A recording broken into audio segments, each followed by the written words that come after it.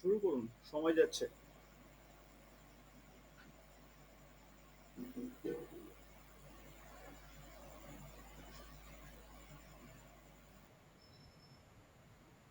Sir আমি করে দিচ্ছি।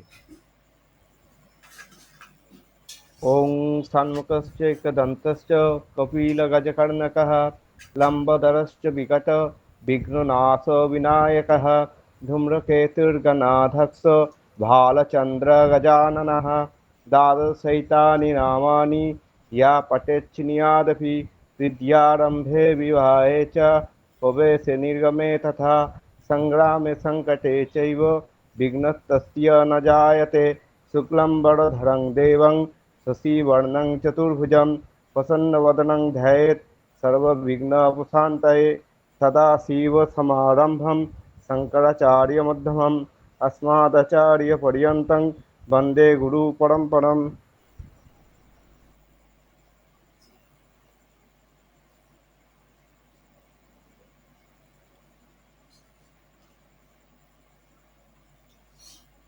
তো এভাবেই আজকের ক্লাস আমরা শুরু করব। তার আগে আমরা কিছু প্রশ্ন, ইতিমধ্যে আমরা তো বেসিক ক্লাস করে নিয়েছি সবাই, সেখানে আমরা কিছু পেয়েছি। প্লাস অ্যাডভান্সের মধ্যে আমাদের বোধহয় একটা ক্লাসই হয়েছে, তাই না? একটা ক্লাস হয়েছে তো? হ্যাঁ স্যার, একটাই হয়েছে। একটাই হ্যাঁ স্যার হয়েছে। একটা। হ্যাঁ। তো আপাতত আমরা কতজন প্র্যাকটিসের সঙ্গে যুক্ত আছি, চর্চার মধ্যে আছি? কারা কারা হ্যান্ড রেজ করবেন?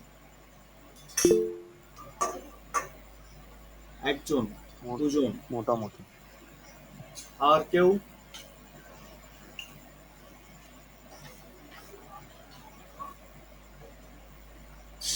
তিনজন, চার, মোটামুটি চারজন আমরা অভ্যাসের মধ্যে আছি, চর্চাতে আছি, বাকিরা চর্চায় নেই।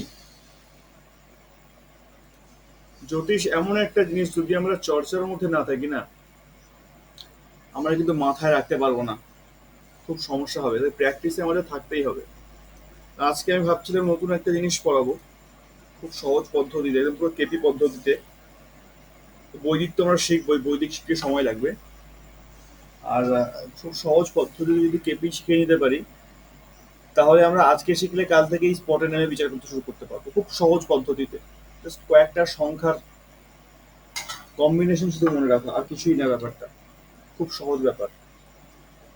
সেগুলো আমরা শিখবো। যারা যারা প্র্যাকটিসে আছেন তাদের ক্ষেত্রে বোঝাটা খুব একটা কঠিন হবে না, কিন্তু যারা প্র্যাকটিসে নেই, অভ্যাসে নেই, তাদের ক্ষেত্রে কিন্তু বোঝাটা একটু কঠিন হতে পারে।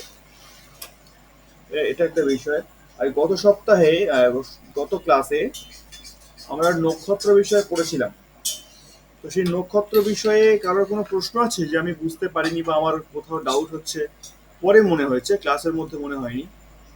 যারা প্র্যাকটিস করছেন তাদের ক্ষেত্রে বিশেষ করে বলছি। বলছি স্যার, এই যে নক্ষত্রগুলো যেগুলো আছে, যেগুলো মানে কোন নক্ষত্রটা কোন গ্রহের, সেইটা যদি একটা শর্টকাট কোনো ব্যাপার থাকতো তাহলে সুবিধা হতো আর কি। নক্ষত্রটা কোন গ্রহের সেটা তো ওখানে লেখা ছিল। না না, লেখা ছিল, কিন্তু মানে এটা মনে রাখা তো অসুবিধা হচ্ছে আর কি। যদি কোন গ্রহের নক্ষত্র, এটা যদি একটা শর্টকাট কোনো ফর্মুলা থাকতো, এরকম কোনো।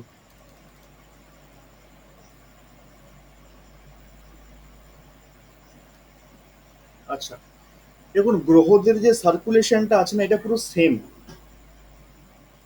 যেমন 9টা গ্রহ, তাই না? 9টা গ্রহ কে কে? রবি, সোম, মঙ্গল, বুধ, বৃহস্পতি, শুক্র এবং শনি, তার সঙ্গে রাহু, কেতু। এই হচ্ছে 9টা গ্রহ। কিন্তু এই যখনই আমরা নক্ষত্রের সিরিয়াল দেখব, নক্ষত্রের সিরিয়ালের মধ্যে কিন্তু ওরা ওই রকম সিরিয়াল আসবে না, এখানে সিরিয়ালটা একটু অন্যরকম। যেমন এখানে কেতু দিয়ে শুরু হচ্ছে। যদি প্রত্যেকটা গ্রহের প্রথম নামের প্রথম অক্ষরটাকে আমরা নিয়ে নিই, খুব সহজে মনে রাখতে পারবো। যেরকম রবি দিয়ে যদি শুরু করি, র, চ, ম, রা, বৃ, স, বু, কে, সু, 9টা গ্রহ কভার হয়ে গেল। কিরকম? র, চ, রবি, চন্দ্র, মঙ্গল, র, চ, ম। রা ফর রাহু, রবি, চন্দ্র, মঙ্গল, রাহু।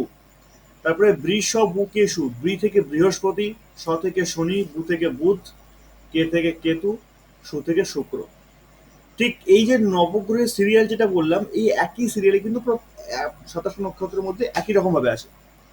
শুধু পার্থক্যটা হয়ে গেছে প্রথমে একদম অশ্বিনী এবং ভরণীতে চলে গেছে কেতু এবং শুক্র। বাকি সিরিয়ালটা কিন্তু পুরোপুরি এক।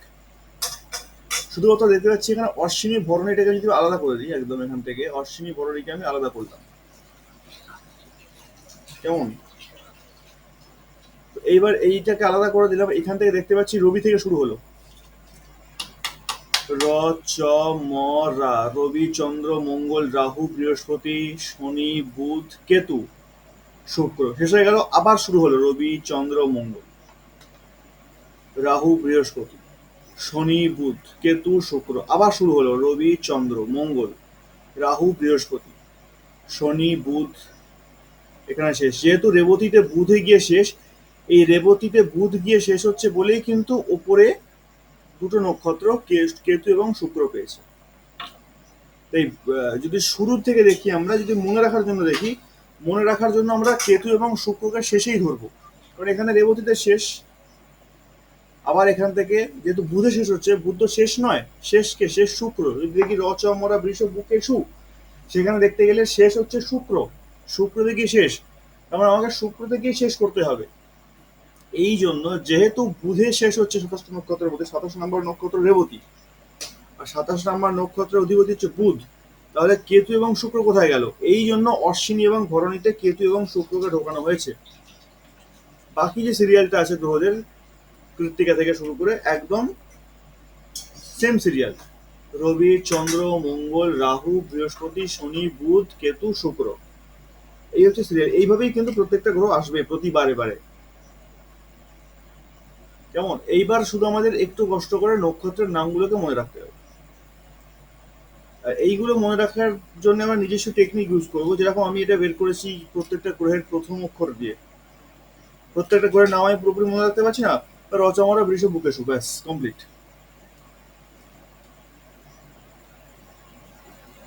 এইরকম ভাবে মনে রাখতে পারি। এবং আর একটা পদ্ধতি আমি ভেবেছি, সেটা আমি গ্রুপে পাঠিয়ে দেবো, নতুবা আমি পরের ক্লাসে আলোচনা করে নেবো একবার, যে আরো একটা সহজ পদ্ধতি, নিজের আঙুলের মধ্যে গাঁট গুনে গুনে নক্ষত্রগুলো কি করে মনে রাখবো, কারণ যাদের মালিকও সঙ্গে সঙ্গে অধিপতি গুলো কেউ, কেমন? আচ্ছা, বিষয়টা হচ্ছে যে এই যে নক্ষত্রের নামগুলো আছে, আর 27টি নক্ষত্র, এই নক্ষত্রের নামগুলো আমি গ্রুপে পাঠিয়ে দিয়েছি, এটা মনে হয় মুখস্থ করেছি কারা কারা, লিখে আছে যে মুখস্থ করেছি 27 নক্ষত্রের নাম।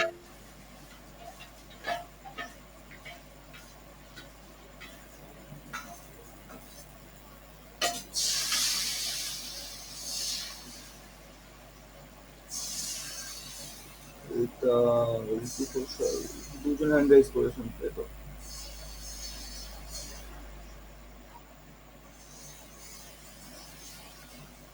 আচ্ছা, বাহ, খুব ভালো। ঠিক আছে, যে কোনো একজন আমাকে বলুন একটু 27 নক্ষত্রের নাম।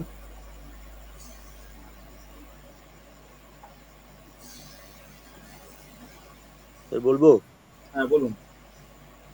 অশ্বিনী ভরণী কৃত্তিকা রোহিণী মৃগশিরা আদ্রা পুনর্বসু পুষা অশ্লেষা মঘা পূর্ব ফাল্গুনী উত্তর ফাল্গুনী হস্তা চিত্রা স্বাতি আহ, বিশাখা অনুরাধা জ্যেষ্ঠা মূলা পূর্বষাঢ়া উত্তরষাঢ়া আর শ্রবণা ধনিষ্ঠা শতভিষা পূর্ব ভাদ্রপদ উত্তর ভাদ্রপদ আর রেবতী।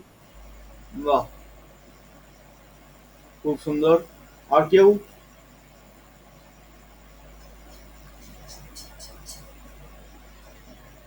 তিন চারজন হ্যান্ড রাইজ করেছিলেন দেখলাম।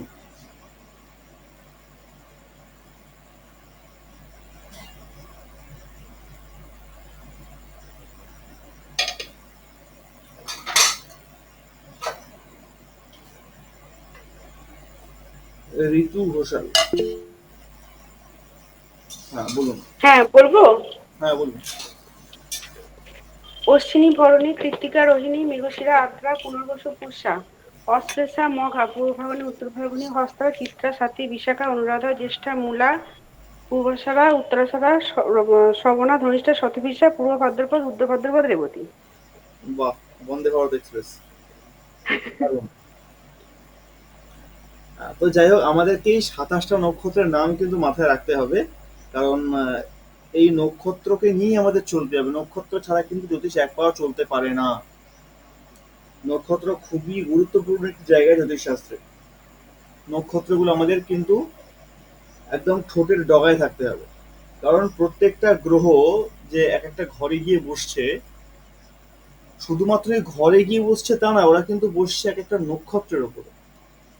তাই নক্ষত্রের বিশেষ ধ্যান এবং বিশেষ গুরুত্ব আমাদের দিতে হবে। তো আজকে আমি একটা প্র্যাকটিক্যাল জিনিস দেখাবো একদম পুরোপুরি। আমরা যে অ্যাস্ট্রোসার্চ অ্যাপসের কথা আমি বলেছিলাম, সেই অ্যাপসের মধ্যে দিয়ে একটা পুরোপুরি প্র্যাকটিক্যাল ক্লাস আজকে আমরা করবো। তো এই অ্যাপসটা কি করে ব্যবহার করতে যদি একটু শিখিয়ে দিতেন তাহলে ভালো হয়। হ্যাঁ, হতো। ওটাই ওটাই আজকে দেখাবো।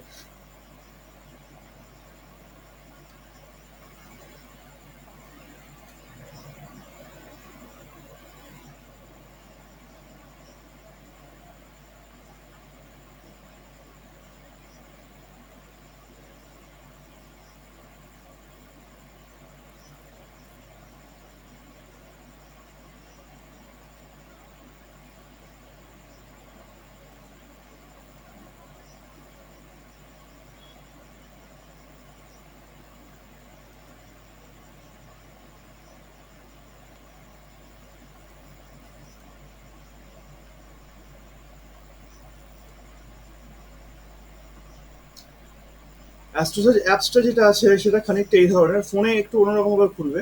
কেমন? তো আমরা চয়েস করব, এই হচ্ছে যে লেখা আছে বার্থ চার্ট এন্ড কুণ্ডলী, এই যে জায়গাটা, এটাকে আমরা নেব। যাদের যাদের অসুবিধা আছে, ভাষাতে অসুবিধা হয় অনেকের, তারা ল্যাঙ্গুয়েজ চেঞ্জও করে নিতে পারে। ল্যাঙ্গুয়েজ চেঞ্জের অপশন থাকে। আহ, যেমন এখানে এই যে এখানে ল্যাঙ্গুয়েজ চেঞ্জের অপশন রয়েছে। আমি বাংলা করে নিলাম সুবিধার্থে। তো এই যে রেখাতে জন্মকুষ্ঠী, আমাদের প্রথম চয়েস ওই জন্মকুষ্ঠীতে। এই জন্মকুষ্ঠীর ভিতরে আমরা যাব। জন্মকুষ্ঠীর ভিতরে গেলে একটা নতুন, আচ্ছা, লগ ইন করতে হয়েছে।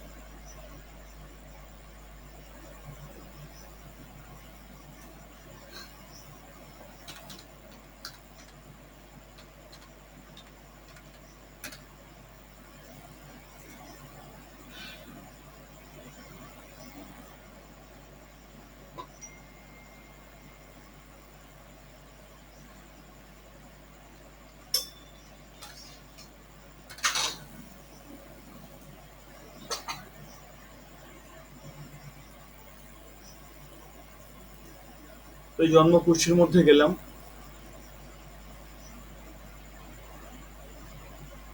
এবার এখানে এই যে ছকের আমরা এটা দেখতে পাচ্ছি এখানে, এটা হচ্ছে উত্তর ভারতীয় পদ্ধতি। এই যে ডিজাইনটা ছকের রয়েছে, এটা উত্তর ভারতীয় ভিডিও অফ পদ্ধতি। হয়ে আছে। হ্যাঁ। তো আমরা তো ভিডিও এটা অফ বুঝতে হয়ে আছে। পারবো না, আমরা এটা চেঞ্জ করে নেবো। আমরা আমাদের পূর্ব ভারতীয় করবো। তো এখানে অপশন তো নিশ্চয়ই থাকার কথা।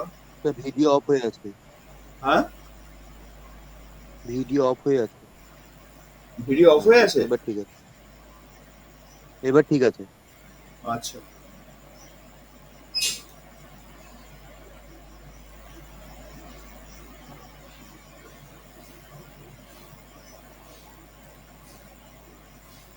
একটা মিনিট, আমি সেটিংটাকে চেঞ্জ করে নিই। নতুন সেটিং আছে এটা।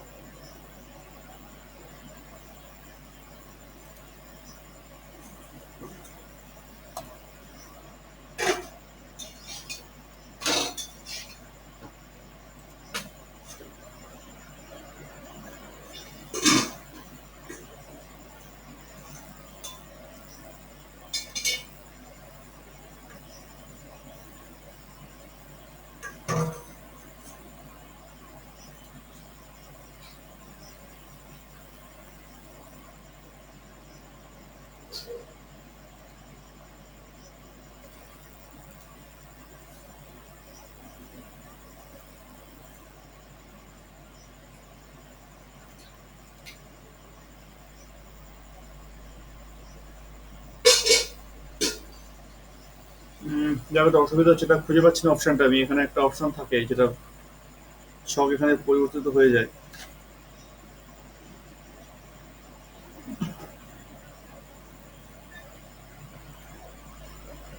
ও, পাওয়া গেছে। আচ্ছা, এবার স্পষ্টভাবে বুঝতে পারছেন?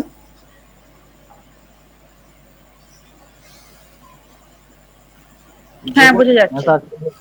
যে কোনো বোঝা একজন যাচ্ছে। যে কোনো একজন একটু আনমিউট থাকবেন, ওর কথা বলতে সুবিধা হবে।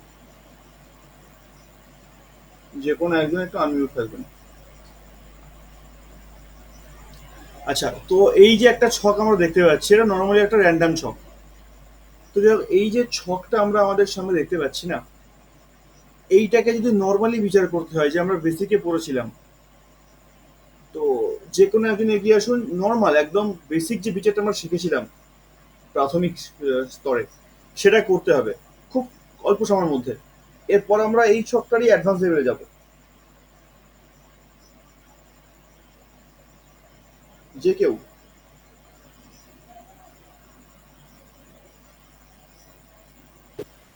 বলুন। এই ছকটার বেসিক বিচার।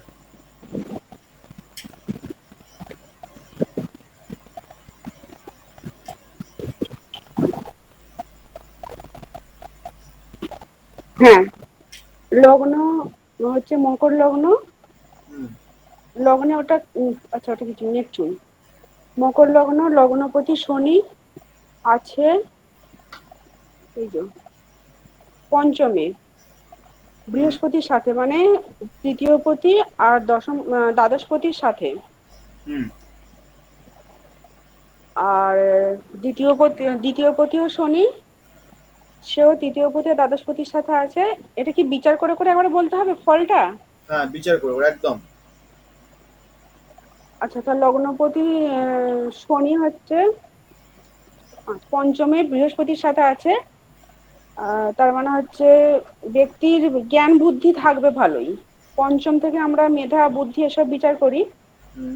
এগুলো ভালো থাকবে এবং বুদ্ধি শুদ্ধিগুলো ভালোর দিকে হবে, কারণ সাথে বৃহস্পতি আছে। হুম।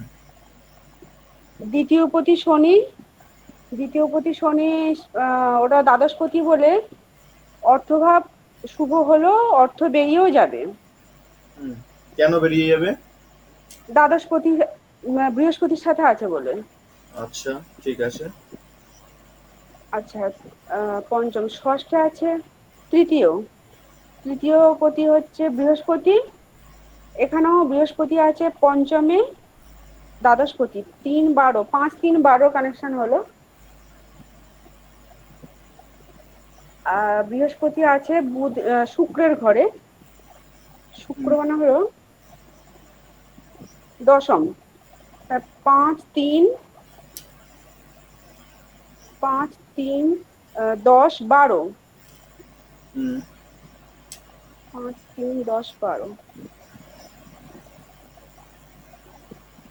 1-2-5-3-10-12 মানে হচ্ছে যদি কর্মর দিক থেকে বিচার করতে যাই না, তৃতীয় ঘর থেকে তো আমরা ভাই বোন বিচার করি, কমিউনিকেশন যোগাযোগ এগুলো বিচার করি। তার মানে তাই যদি হয়, তাহলে কমিউনিকেশন যোগাযোগ যদি বিচার করা হয়, তাহলে এটা বাইরের লোকের সঙ্গে যোগাযোগ ভালো থাকবে, কারণ দ্বাদশপতি সাথে আছে বলে, তৃতীয়পতি আর দ্বাদশের কানেকশন আছে বলে। বাহ, একদম ঠিক। তারপর? হুম। আচ্ছা, চতুর্থ ঘর হচ্ছে মঙ্গল। চতুর্থপতি মঙ্গল আছে অষ্টমে। এই হুম। জায়গাটা একটু খারাপ, কারণ 4-8-এর কানেকশন হচ্ছে, আর তার সাথে মঙ্গল একাদশও বটে, একাদশপতিও বটে, তাহলে 4-8-11। হুম। এমনি বাড়ি সংক্রান্ত তার সাথে আছে চন্দ্র 7। 4-7-8-11, তার মানে হচ্ছে বাড়ির যদি বিচার করি তাহলে এমনি ঘরদোর মোটামুটি থাকবে, আবার ঝামেলা ঝঞ্ঝাটও হবে। হুম। পঞ্চমে শনি আর বৃহস্পতি, পঞ্চমে শনি আছে শুক্রের ঘরে। এই জায়গাটা ভালো, তার মানে জাতক আধ্যাত্মিকতার দিক থেকে এগিয়ে থাকবে, তার সাথে বৃহস্পতিও আছে। হুম। মানে একটু ঠাকুর দেবতা ভক্তি থাকবে এর মধ্যে। আর এর ওই যে অকার সায়েন্সে একটু আগ্রহ থাকবে, শনি আছে যেহেতু, আচ্ছা। বৃহস্পতিও আছে, ষষ্ঠে আছে রাহু। ষষ্ঠ ঘর থেকে আমরা রোগ বিচার করি, তো এখানে ষষ্ঠ ঘর মানে হচ্ছে মিথুনের ঘর। মিথুন থেকে, মিথুন মানে হচ্ছে ওই কাঁধ, হাত, না বুক, এই এই সিস্টেমটা বুঝি। এই সিস্টেম সংক্রান্ত যে কোনো অসুখ, তার সাথে রাহু রিলেটেড যে কোনো অসুখ এটা হতে পারে। হুম। আর যদি চাকরি দেখি, তাহলে ষষ্ঠপতি বুধ, সে আছে দশমে, হুম। ষষ্ঠপতি দশমে আছে, আছে শুক্রের সাথে, দশমপতি দশমে, তার মানে চাকরির যোগটা ভালো, শুধু গ্রহগত বিচারে। হুম। 6, সপ্তম, সপ্তম মানে হচ্ছে চন্দ্র, সপ্তমপতি আছে অষ্টমে, মঙ্গলের সাথে আছে এখানে, মঙ্গল অষ্টমে। ঠিক আছে, এখানে বিবাহ যোগটা খুব একটা ভালো নয়, হুম। কারণ সপ্তমপতি অষ্টমে আছে, প্লাস অষ্টমে মঙ্গল আছে। মাঙ্গলিক হলে বিয়ে হবে, বিয়ের যোগ আছে, কিন্তু খুব একটা ভালো হবে না। হুম। 7 আর 8, অষ্টমে ঠিক আছে, মঙ্গল। ঠিক আছে, হয়ে গেছে। এবার অন্য কেউ। আচ্ছা,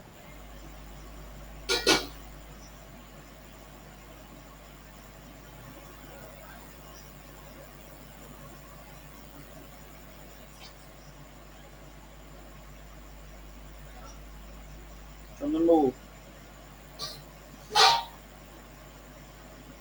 তাহলে এই বিচারের সমস্যা কিছু বুঝতে পারছি না। প্র্যাকটিসে আর কে কে আছে? দেবকুমার বাবু প্র্যাকটিসে আছেন তো?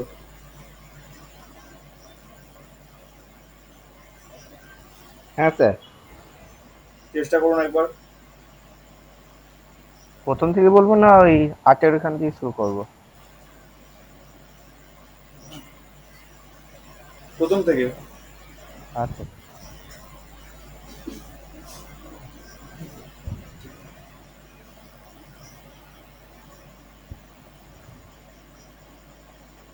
এর লগ্ন হচ্ছে স্যার মকর লগ্ন, আর রাশি হচ্ছে আপনার সিংহ রাশি। হুম।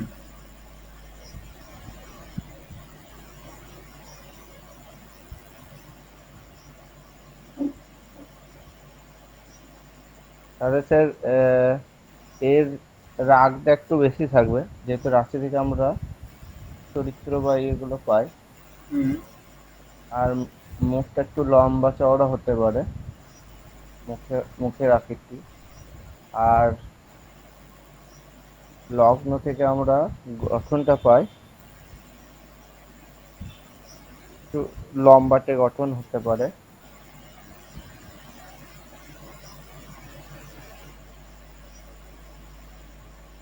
ফলটা কি পাবো?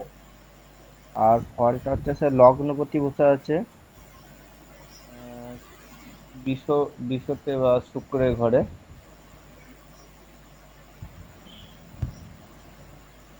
এক কথায় বলতে গেলে এই যে ছকটা আছে, এই ছকের মধ্যে সব থেকে শক্তিশালী গ্রহ কে?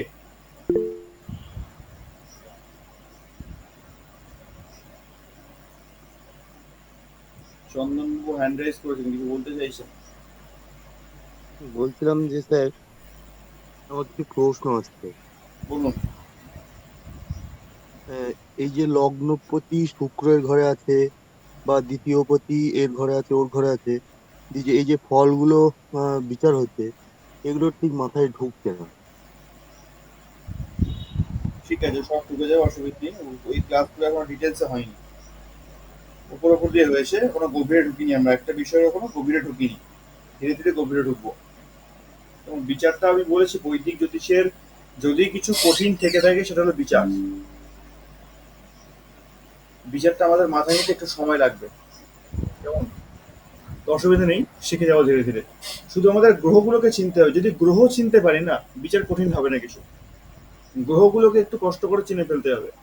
তো যেটা প্রশ্ন করলাম যে এই ছকের মধ্যে সব থেকে শক্তিশালী গ্রহ কে, দেখি কি মনে হচ্ছে। সে বৃহস্পতি হতে পারে। বৃহস্পতি। বৃহস্পতি হচ্ছে গুরু, অতএব একে সবাই মানে যেহেতু। আচ্ছা, আর কারোর কোনো ওপিনিয়ন আছে, কোনো মতামত যে বৃহস্পতি ছাড়া অন্য কোনো গ্রহ শক্তিশালী হতে পারে? স্যার শুক্র আর বুধ যে ঘরে আছে, সেই ঘরটা দশম স্থানটা। কেন? স্যার এই শুক্র আর বুধ তুলায় বসে আছে, তুলায় শুক্র তো স্বক্ষেত্রেও হয়, মানে দশম ঘর থেকে আমরা কর্ম বিচার করি, সেই আর জন্য ত্রিকোণস্থ অবস্থাতেও রয়েছে। সেই একদমই তাই। আমরা গ্রহকে শুক্র শক্তিশালী ত্রিকোণস্থ তখনই অবস্থায়। বলতে পারি যখন গ্রহটা ত্রিকোণ অবস্থায় রয়েছে। আর এখানে এই ছকের মধ্যে শুক্রই সব থেকে বেশি পাওয়ারফুল গ্রহ, কারণ সে এক তো রয়েছে নিজের ঘরে, দ্বিতীয়ত রয়েছে ত্রিকোণে, এবং বুধের সঙ্গে, বুধ হচ্ছে শুক্রের পরম মিত্র, বুধের সঙ্গে বসে আছে, আবার কেন্দ্রে বসে আছে, দশমটা কেন্দ্র স্থান। এই কারণের জন্য শুক্র এবং বুধই হচ্ছে এই ছকের সব থেকে শক্তিশালী গ্রহ। কেমন? হ্যাঁ স্যার। বৃহস্পতি হবে না শক্তিশালী, তার কারণ হচ্ছে বৃহস্পতি পঞ্চমে গেছে, শুভ স্থানে গেছে ঠিক কথাই, কিন্তু শনির সঙ্গে আছে। শনি আর বৃহস্পতির হ্যাঁ। মধ্যে সম সম্পর্ক, না তো শত্রুতা না তো মিত্রতা, যার জন্য বৃহস্পতি চেয়েও সবল হতে পারবে না। আর দ্বিতীয়ত বৃহস্পতি হচ্ছে এই ছকের মধ্যে তৃতীয় পতি এবং দ্বাদশপতি, যার জন্য বৃহস্পতি মোটেই শুভ নয়। কেমন? মানে শুভ নয় বলতে শক্তিশালী হতে পারবে না এতটাই, কারণ বৃহস্পতি নিজে তৃতীয় এবং দ্বাদশপতি, সেই জন্য। এবং অষ্টমে রয়েছে মঙ্গল এবং চন্দ্র। মঙ্গল এবং চন্দ্র যেহেতু অষ্টমে রয়েছে, কিন্তু তাই এদের মধ্যে একটা মাঙ্গলিক তথ্য আছে বটেই, খানিকটা খারাপও বটে, কিন্তু পুরোপুরি খারাপ হবে না এই কারণেই, মঙ্গল আর চন্দ্রের মধ্যে যে যোগের সৃষ্টি হয় সেই যোগের নাম লক্ষ্মী যোগ। তাই এই যোগের শুভ ফল এই ব্যক্তি পাবে।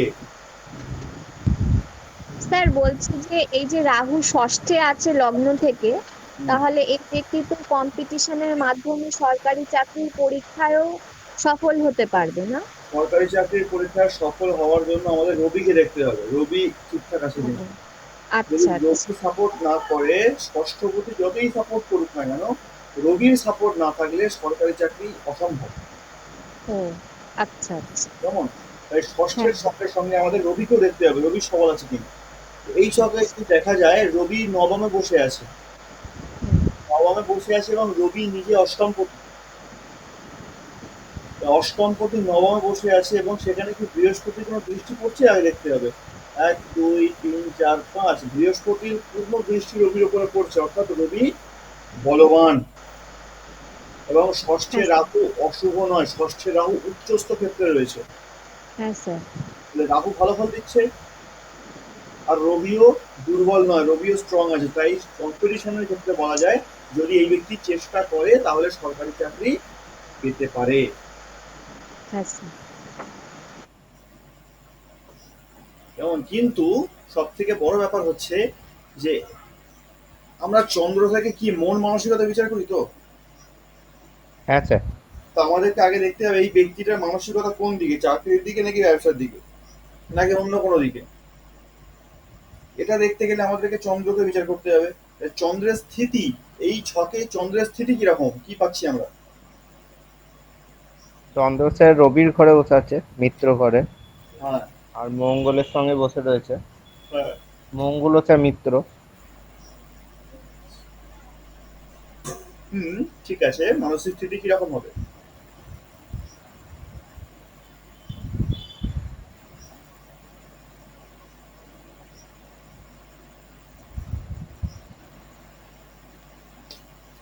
কে বলতে পারবে এটা, এই ব্যক্তির মানসিক স্থিতি কিরকম হবে? এ মানসিকভাবে খুব শক্তিশালী হবে, কেন? তেজি হবে। মঙ্গলের সাথে আছে চন্দ্র, বাহ, মঙ্গল আমাদের পরাক্রম দেয়, তেজ দেয়। দারুণ, খুব সুন্দর। আর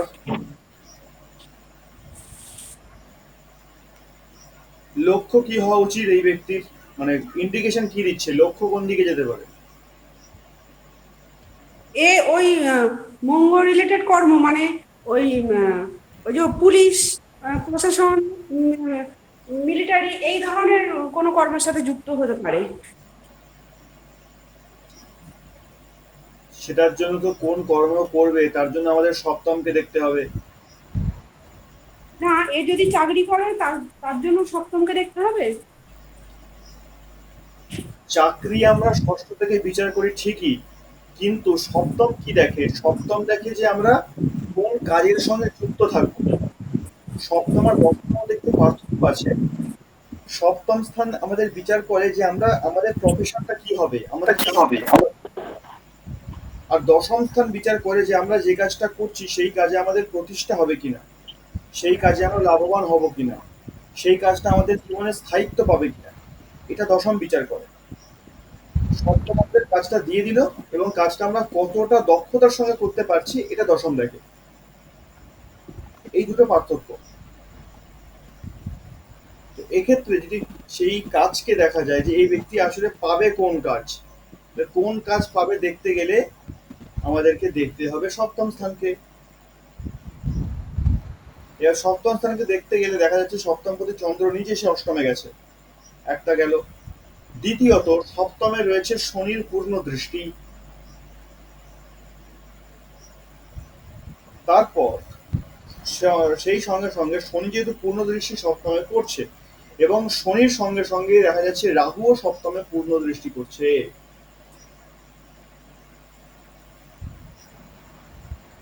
রাহু এবং শনির সম্মিলিত দৃষ্টি গিয়ে পড়ছে সপ্তমে, এবং দশমে শুক্র এবং বুধ বসে আছে। তাহলে এই ব্যক্তির কর্ম কি হবে? এবং চন্দ্র বসে আছে মঙ্গলের সঙ্গে, সেটা আবার অষ্টম ঘরে। তাহলে তাহলে ও ওই কমিউনিকেশন সংক্রান্ত কোনো কর্ম, মানে বুধ শুক্র একসাথে আছে, এদের পজিশনটা ভালো, অথবা কম্পিউটার রিলেটেড বা আহ, শৌখিন জিনিসপত্র বা কথার মধ্যে দিয়ে যেগুলো হয়, এই ধরনের কাজ ভালো হবে। একদমই তাই। এই ব্যক্তি যাবে কমিউনিকেশন লাইনে, কারণ যেখানে এর পক্ষে সুইটেবল কাজ হচ্ছে যেখানে কথা বলতে হয়। হুম। কারণ একটা জিনিস, কথা বলতে গেলে জ্ঞানের প্রয়োজন হয়। তাই এখানে দেখা যাচ্ছে পঞ্চমে যেহেতু বৃহস্পতি এবং শনির অবস্থান, সুতরাং জ্ঞান কিন্তু টনটনে, যথেষ্ট ভালো জ্ঞান আছে। আর এই ব্যক্তি হচ্ছে প্রবচন দেওয়ার জন্য দক্ষ লোক। যে কোনো বিষয়ে, সেই বিষয়ে কখনো পড়াশোনা করুক বা না করুক, যদি সেই বিষয়ে কোনো প্রশ্ন যদি করা হয়, ঠিক একদম এমন উত্তর দিয়ে বেরিয়ে যাবে, কিন্তু সেই উত্তরকে কেউ কাটতে পারবে না। এতটাই দক্ষ লেভেলের জ্ঞান থাকবে, কারণ শুক্র দশমে নিজের ঘরে, প্লাস পঞ্চমে বৃহস্পতি শুক্রের ঘরে।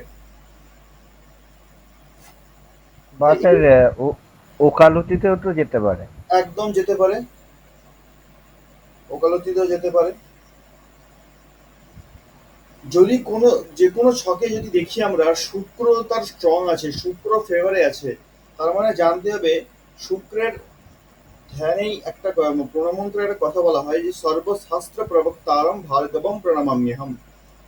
সমস্ত শাস্ত্রের যে প্রবক্তা, সেই শুক্রকে প্রণাম করি। অর্থাৎ শুক্র যার ছকে স্ট্রং হবে না, সেই ব্যক্তি সমস্ত শাস্ত্রের প্রবক্তা হতে পারে, সমস্ত শাস্ত্রের জ্ঞান তার মধ্যে থাকবে।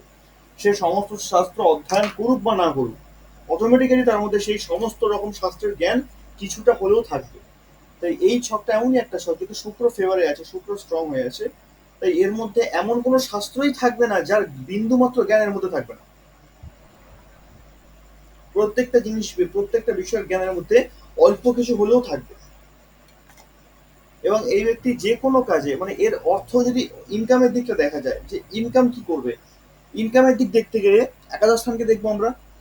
সেই একাদশ স্থানকে দেখতে গিয়ে দেখা যাচ্ছে একাদশ স্থানে শনি এবং বৃহস্পতির পূর্ণ দৃষ্টি, এবং একাদশপতি যে সে মঙ্গল অষ্টমে বসে আছে, ঠিক কথাই, অষ্টমে বসেও কিন্তু মঙ্গল একাদশে পূর্ণ দৃষ্টি দিচ্ছে। এই একাদশপতির দৃষ্টিও একাদশে গিয়ে পড়লো। এই ক্ষেত্রে অর্থের জায়গাটা কিরকম হলো? ভালো। ভালো হলো। অর্থের জায়গাটা ভালো হলো, অর্থাৎ একাধিক জায়গা থেকে ইনকাম আসার একটা রাস্তা তৈরি হয়ে গেল।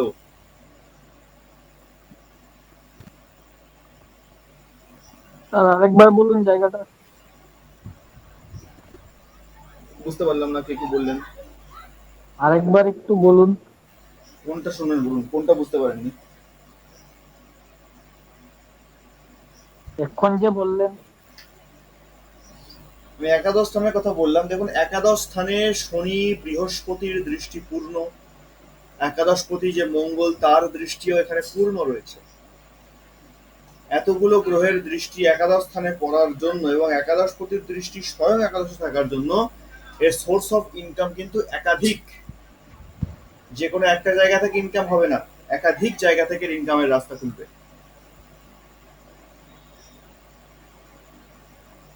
আরেকটা বিষয় হচ্ছে, যখনই দেখবেন লগ্নপতি পঞ্চমে গেছে, যে কোনো ছকে যাই হোক না কেন, লগ্নপতি যখনই পঞ্চমে যায় তখনই কিন্তু ব্যক্তিকে একটু অলস করে দেয়, মানে অলস প্রকৃতি, অলস প্রবৃত্তি এগুলো এনে দেয়।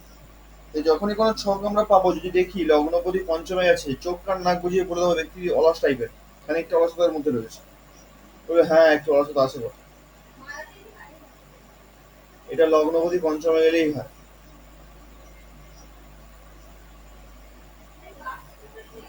কেমন? আচ্ছা, তৃতীয় হচ্ছে দ্বাদশ স্থান।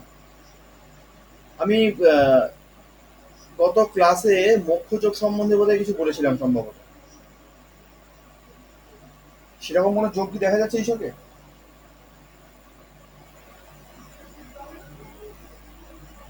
কি যোগ? মোক্ষযোগ সম্বন্ধে কিছু আলোচনা করেছিলাম মনে হয়। আমি গত ক্লাসে থাকিনি। মোক্ষযোগ সম্বন্ধে ক্লাসে আমি কখনো আলোচনা করেছি? না স্যার, হ্যাঁ স্যার, একবার বলেছিলেন দ্বাদশ এর ঘর। আগে একবার আচ্ছা, বলেছিলেন। দ্বাদশ ঘর থেকে মোক্ষ বিচার হয়, নাকি একবার বলেছিলেন। দ্বাদশ স্থান থেকে মোক্ষ বিচার হয়, কিন্তু দ্বাদশে কে থাকলে মোক্ষ বিচার হয় বা কাকে কে থাকলে মোক্ষ প্রাপ্তি হয় এটাও বলেছিলাম। দ্বাদশে বৃহস্পতি, কেতু। কেতু থাকলে স্যার মুখ্য বিচার, মুখ্য লাভ সম্ভব হয়। আমার এবার মনে পড়েছে, আমি মোক্ষের ক্লাস পুরো ডিটেলস আলোচনা করেছিলাম। হ্যাঁ হ্যাঁ হ্যাঁ, মনে পড়ে গেছে, আমারও মনে পড়েছে, করেছিলেন। কে একদম ঠিকঠাক শুনেছিল ক্লাস তাকিয়ে ধরবো আজকে। স্যার আপনি একবার বলেছিলেন দ্বাদশ ঘরে রবি থাকলে দিব্য শক্তি লাভ করতে সক্ষম হয়, অনুমান সঠিকভাবে থাকে, এটা বলেছিলেন আমার মনে আছে। ওটা তো রবির ব্যাপার, ওটা ঠিক আছে। দ্বাদশে বৃহস্পতি থাকলে মোক্ষ লাভ হয়, আর পঞ্চমে শনি যদি থাকে তাহলে একটা উম, ওইদিকে যোগ থাকে। কেতু যদি থাকে বৃহস্পতির সাথে তাহলেও মোক্ষ লাভ হয়। এইগুলো কি? অত অত কিছু করতে হয় না। মোক্ষের ব্যাপারে যেটা বলেছিলাম, যদি দ্বাদশে ত্রিকোণস্থ শনি থাকে, দ্বাদশে ত্রিকোণস্থ শনি তখনই সম্ভব যখন ব্যক্তির লগ্ন হবে মীন। একমাত্র মীন লগ্নের ক্ষেত্রেই দ্বাদশে শনি ত্রিকোণস্থ হয়। আর দ্বাদশে যদি শনি ত্রিকোণস্থ হয় তাহলে সেই ব্যক্তির মোক্ষযোগ তৈরি হয়। দ্বিতীয়ত, দ্বাদশে কেতু যদি উচ্চস্থ পর্যায়ে থাকে তখনও মোক্ষ প্রাপ্তির যোগ তৈরি হয়। তবে মোক্ষ প্রাপ্তির যোগ কেতু থেকে আসুক বা শনি থেকে আসুক, বৃহস্পতিকে দেখতেই হয়। বৃহস্পতি যদি দুর্বল থাকে তাহলে মোক্ষ প্রাপ্তি ঘটে না, আর বৃহস্পতি যদি শক্তিশালী হয় তাহলে অনায়াসে মোক্ষ প্রাপ্তি ঘটে থাকে। এই হলো মোক্ষ যোগের কয়েকটা ফর্মুলা, সূত্র বলা যেতে পারে। সেই সূত্র যদি আমরা এখানে এটা আরেকবার বলুন, লিখে নি। এটা একবার বলুন স্যার, লিখে নি। দ্বাদশে যদি ত্রিকোণস্থ শনি থাকে তাহলে মোক্ষযোগ তৈরি হয়। দ্বাদশে যদি উচ্চস্থ কেতু থাকে তাহলেও মোক্ষযোগ তৈরি হয়।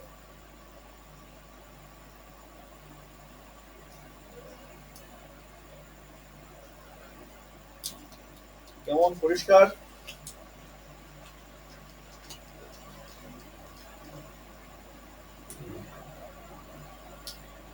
আচ্ছা, এইবার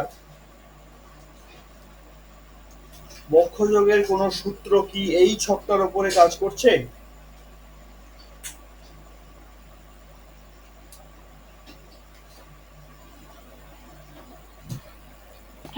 দ্বাদশে কেতু আছে না?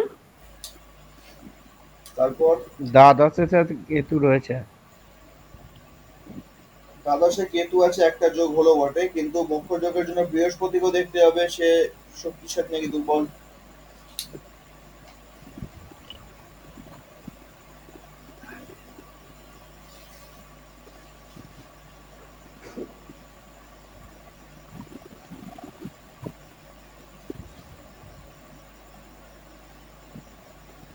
এখানে বৃহস্পতি আছে পঞ্চমে ঠিকই, কিন্তু সে তো আছে শুক্রের ঘরে আর শনির সাথে।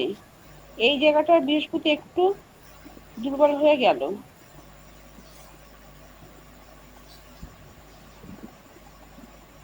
বৃহস্পতি কি সত্যি দুর্বল হবে? না, হওয়ার তো কথা নয়। বৃহস্পতি কোন স্থানে আছে? বুঝতে পারলাম না। বৃহস্পতি কোন স্থানে আছে না? বৃহস্পতি ত্রিকোণে আছে, একদমই তাই।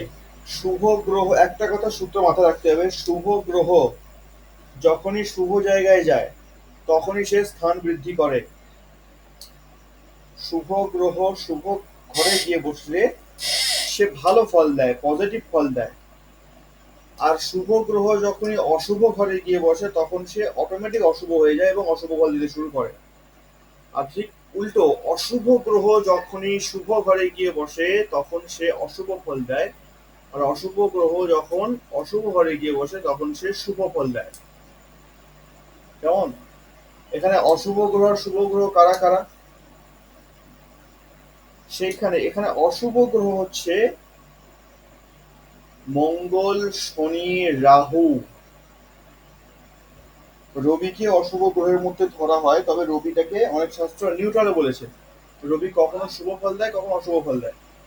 কেমন? তো সেক্ষেত্রে রবিটাকে আমরা নিউট্রাল হিসেবে রাখছি। তাহলে শনি, মঙ্গল, রাহু এই তিনটি গ্রহ হচ্ছে অশুভ গ্রহ বা নৈসর্গিক অশুভ বলা হয় এদেরকে। কেমন? তো এই অশুভ গ্রহগুলো যখন অশুভ ঘরে গিয়ে বসবে, অশুভ ঘর কোনগুলো? 6 নম্বর ঘর, 8 নম্বর ঘর এবং 12 নম্বর ঘর। এই তিনটে ঘর হচ্ছে অশুভ ঘর। আর শুভ ঘর কোনগুলো? শুভ ঘর হচ্ছে লগ্ন, চতুর্থ, সপ্তম, দশম এই চারটি কেন্দ্র এবং পঞ্চম আর নবম এই দুটি কোণ, এইগুলো হচ্ছে শুভ ঘর। তো তাহলে চন্দ্র, বুধ, বৃহস্পতি, শুক্র এই যে চারটি গ্রহ থাকলো, এই চারটি গ্রহ শুভ গ্রহ। এই চারটি গ্রহ যখনই লগ্ন, চতুর্থ, সপ্তম, দশম, পঞ্চম আর নবম এই ঘরগুলোর মধ্যে গিয়ে বসবে তখন এরা শুভ ফল দেবে। আর যখনই এই ঘরগুলো ছেড়ে দিয়ে 6 নম্বর ঘরে, 8 নম্বর ঘরে অথবা 12 নম্বর ঘরে গিয়ে বসবে তখনই এই শুভ গ্রহই কিন্তু অশুভ ফল দিতে শুরু করে দেবে। আবার যে অশুভ গ্রহটা আছে শনি, মঙ্গল, রাহু অশুভ গ্রহ বলা হয়, এই অশুভ গ্রহ যখন 6 নম্বর ঘরে, 8 নম্বর ঘরে, 12 নম্বর ঘরে গিয়ে বসবে তখন কিন্তু এরা শুভ ফল দিতে আরম্ভ করবে। আবার যখন এই অশুভ গ্রহগুলোই কোনো ভালো ঘরে গিয়ে বসবে, যেরকম কেন্দ্রে 1, 4, 7, 10, 5 অথবা 9 এইরকম শুভ ঘরে গিয়ে অশুভ গ্রহ বসবে তখন কিন্তু আবার ওখানে খারাপ ফল দিতে শুরু করবে। কেমন? তো এইটা হচ্ছে বেসিক একদম। তো সেক্ষেত্রে বৃহস্পতি যদি এই ছকে দেখতে যাই যে বৃহস্পতি ভালো না খারাপ, সেক্ষেত্রে দেখতে গেলে বৃহস্পতি এখানে শুভ ফলই দেবে। এর কারণ বৃহস্পতি কোণে আছে, ত্রিকোণে বসে আছে। তাই ত্রিকোণে বসে থাকার জন্য বৃহস্পতি এখানে নিজে থেকেই শক্তিশালী হয়ে যাবে। আর বৃহস্পতির তুলনায় শনি একটুখানি গন্ডগোল হবে, শনি এই ছকে মারক হিসেবে কাজ করবে। কারণ পঞ্চমে গেলেও সে নৈসর্গিকভাবে অশুভ গ্রহ এবং পঞ্চমে থাকার দরুন পঞ্চম স্থানটাকে নষ্ট করছে। এই জন্য শনি এখানে মারক হিসেবে কাজ করবে। কেমন? তো সেই দিক থেকে দেখতে গেলে কেতু এবং বৃহস্পতি দুজনকেই বলি হিসেবে দেখা যাচ্ছে, শক্তিশালী হিসেবে দেখা যাচ্ছে। এই হেতু মক্ষযোগের একটা এ, ইন্ডিকেশন দিচ্ছে।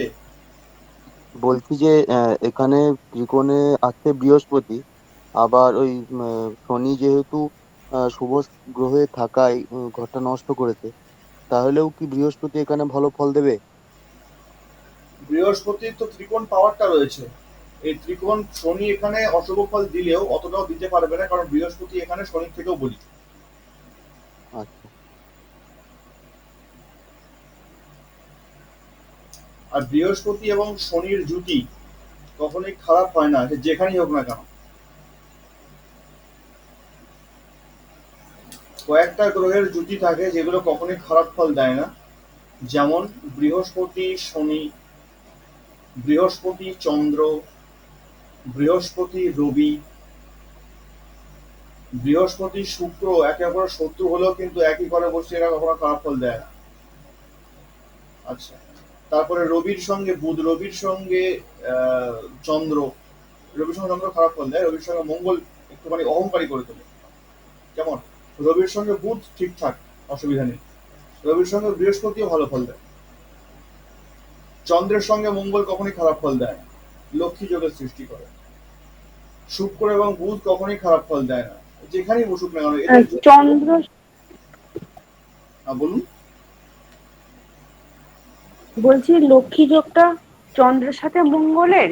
হ্যাঁ, চন্দ্র মঙ্গলে লক্ষ্মী যোগ তৈরি হয়, কিন্তু এক্ষেত্রে লক্ষ্মী আর যোগ, চন্দ্র, চন্দ্র শুক্র,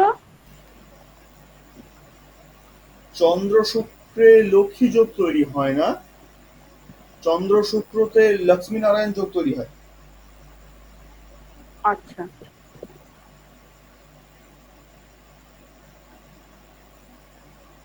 কেমন? আচ্ছা,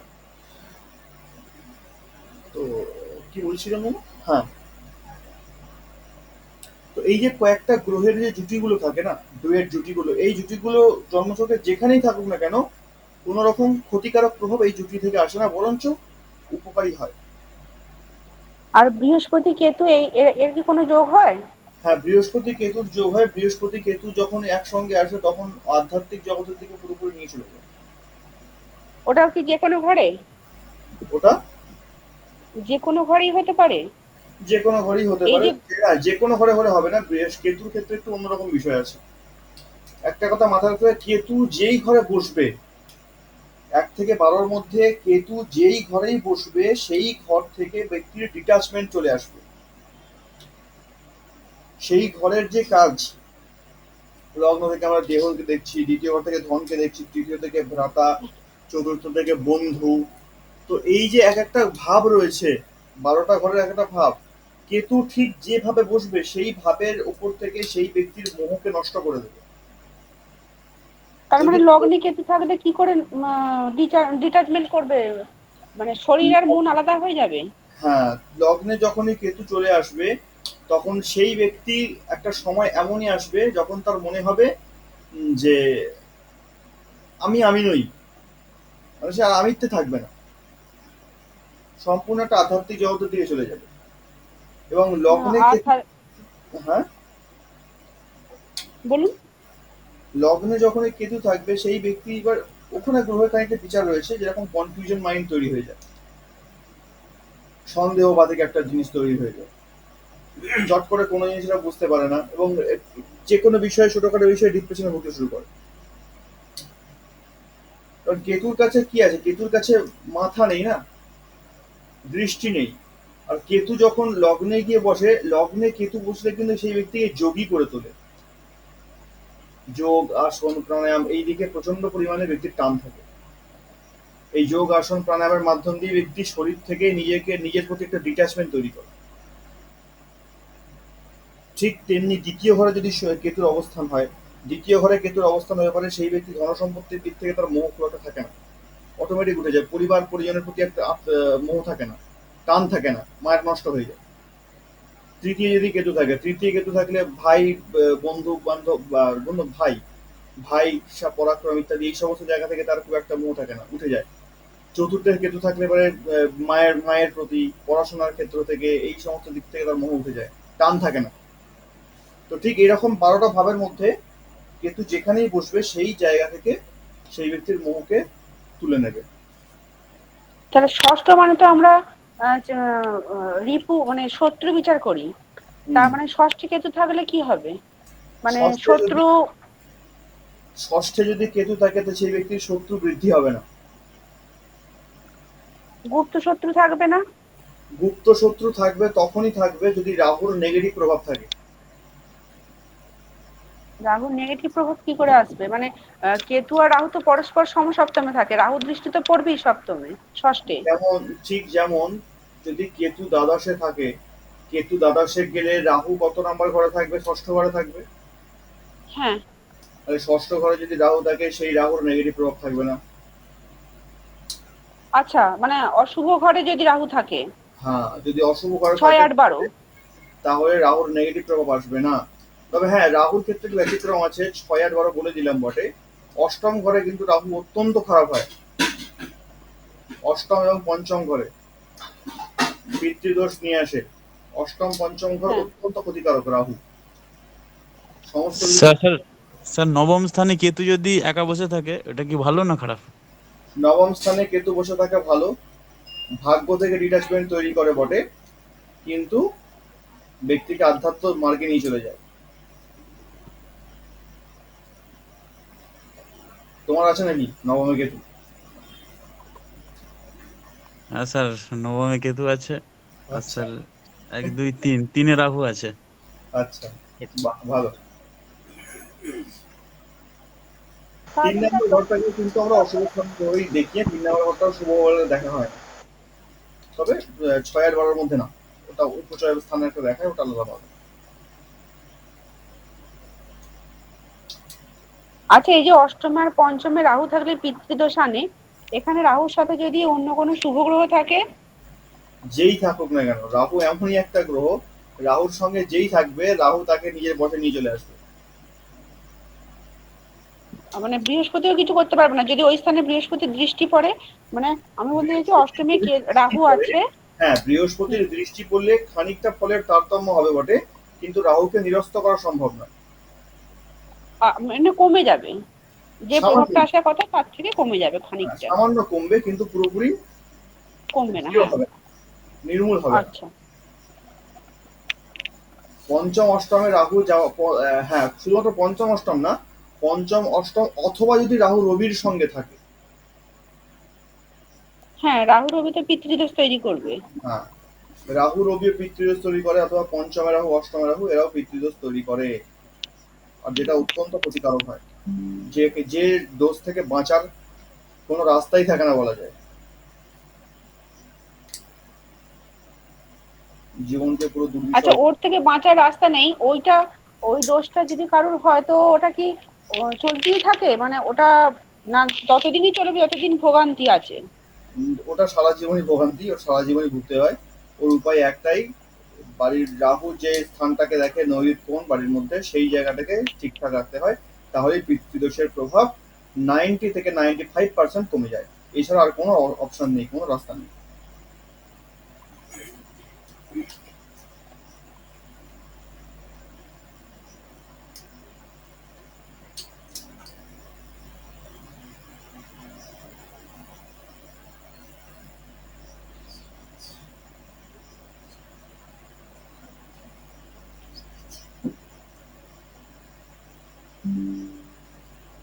তো এই হচ্ছে আমাদের বিচারের সিস্টেম। এইবার আমি যেটা দেখাবো আজকে নতুন পদ্ধতি যেটা বলছিলাম, সেটা হচ্ছে কেপি সিস্টেম। কেমন? তো এইখান থেকেই আমরা চলে যাব কেপি সিস্টেমে। আমাদের ফোনে অ্যাপসে আমরা সব দেখতে পাবো যে ওখানে কেপি সিস্টেম লেখা আছে ইত্যাদি ইত্যাদি ব্যাপার। তো যখনই আমরা চলে যাব কৃষ্ণমূর্তি পদ্ধতি বা কেপি সিস্টেম, কেপির একটা নিজস্ব ছক থাকে। কেমন? সেই ছকটা কিভাবে আসে আমরা দেখবো। এই যে ছকটা দেখতে পাচ্ছি এটা হচ্ছে কেপি।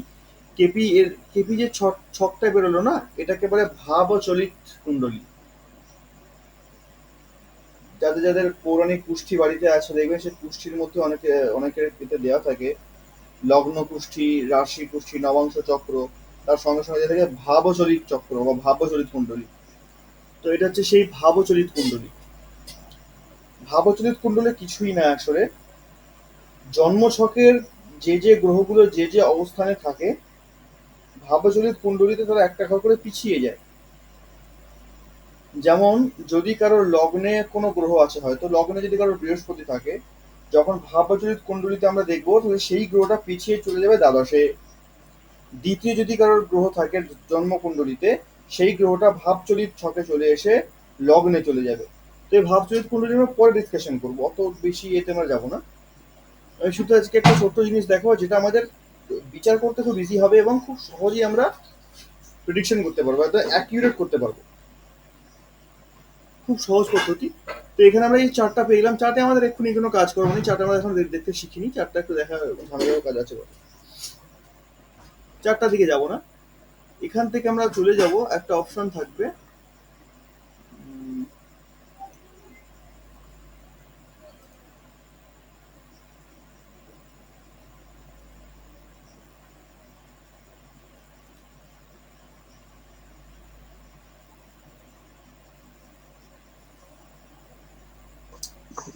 এই যে এখানে দেখতে পাচ্ছি আমরা কাপস বলে একটা অপশন আছে, কাপস বলে কেপি সিস্টেম একটা অপশন থাকবে, ঠিক আছে। আমাদের কাজ হচ্ছে ডাইরেক্ট চলে যাওয়া সেই কাপস অপশনটাতে।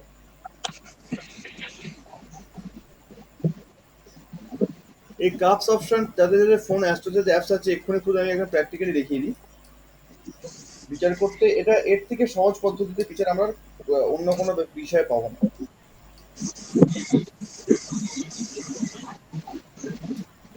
এই কাপসটা যখনই খুললাম, এই কাপসটা খুলে দেখবো আমরা এই যে লেখা আছে SUB, এটা হচ্ছে সাবলট, যেমন সাবলট বা সাবস্বামী যাই বুঝি না কেন আমরা গ্রহদের।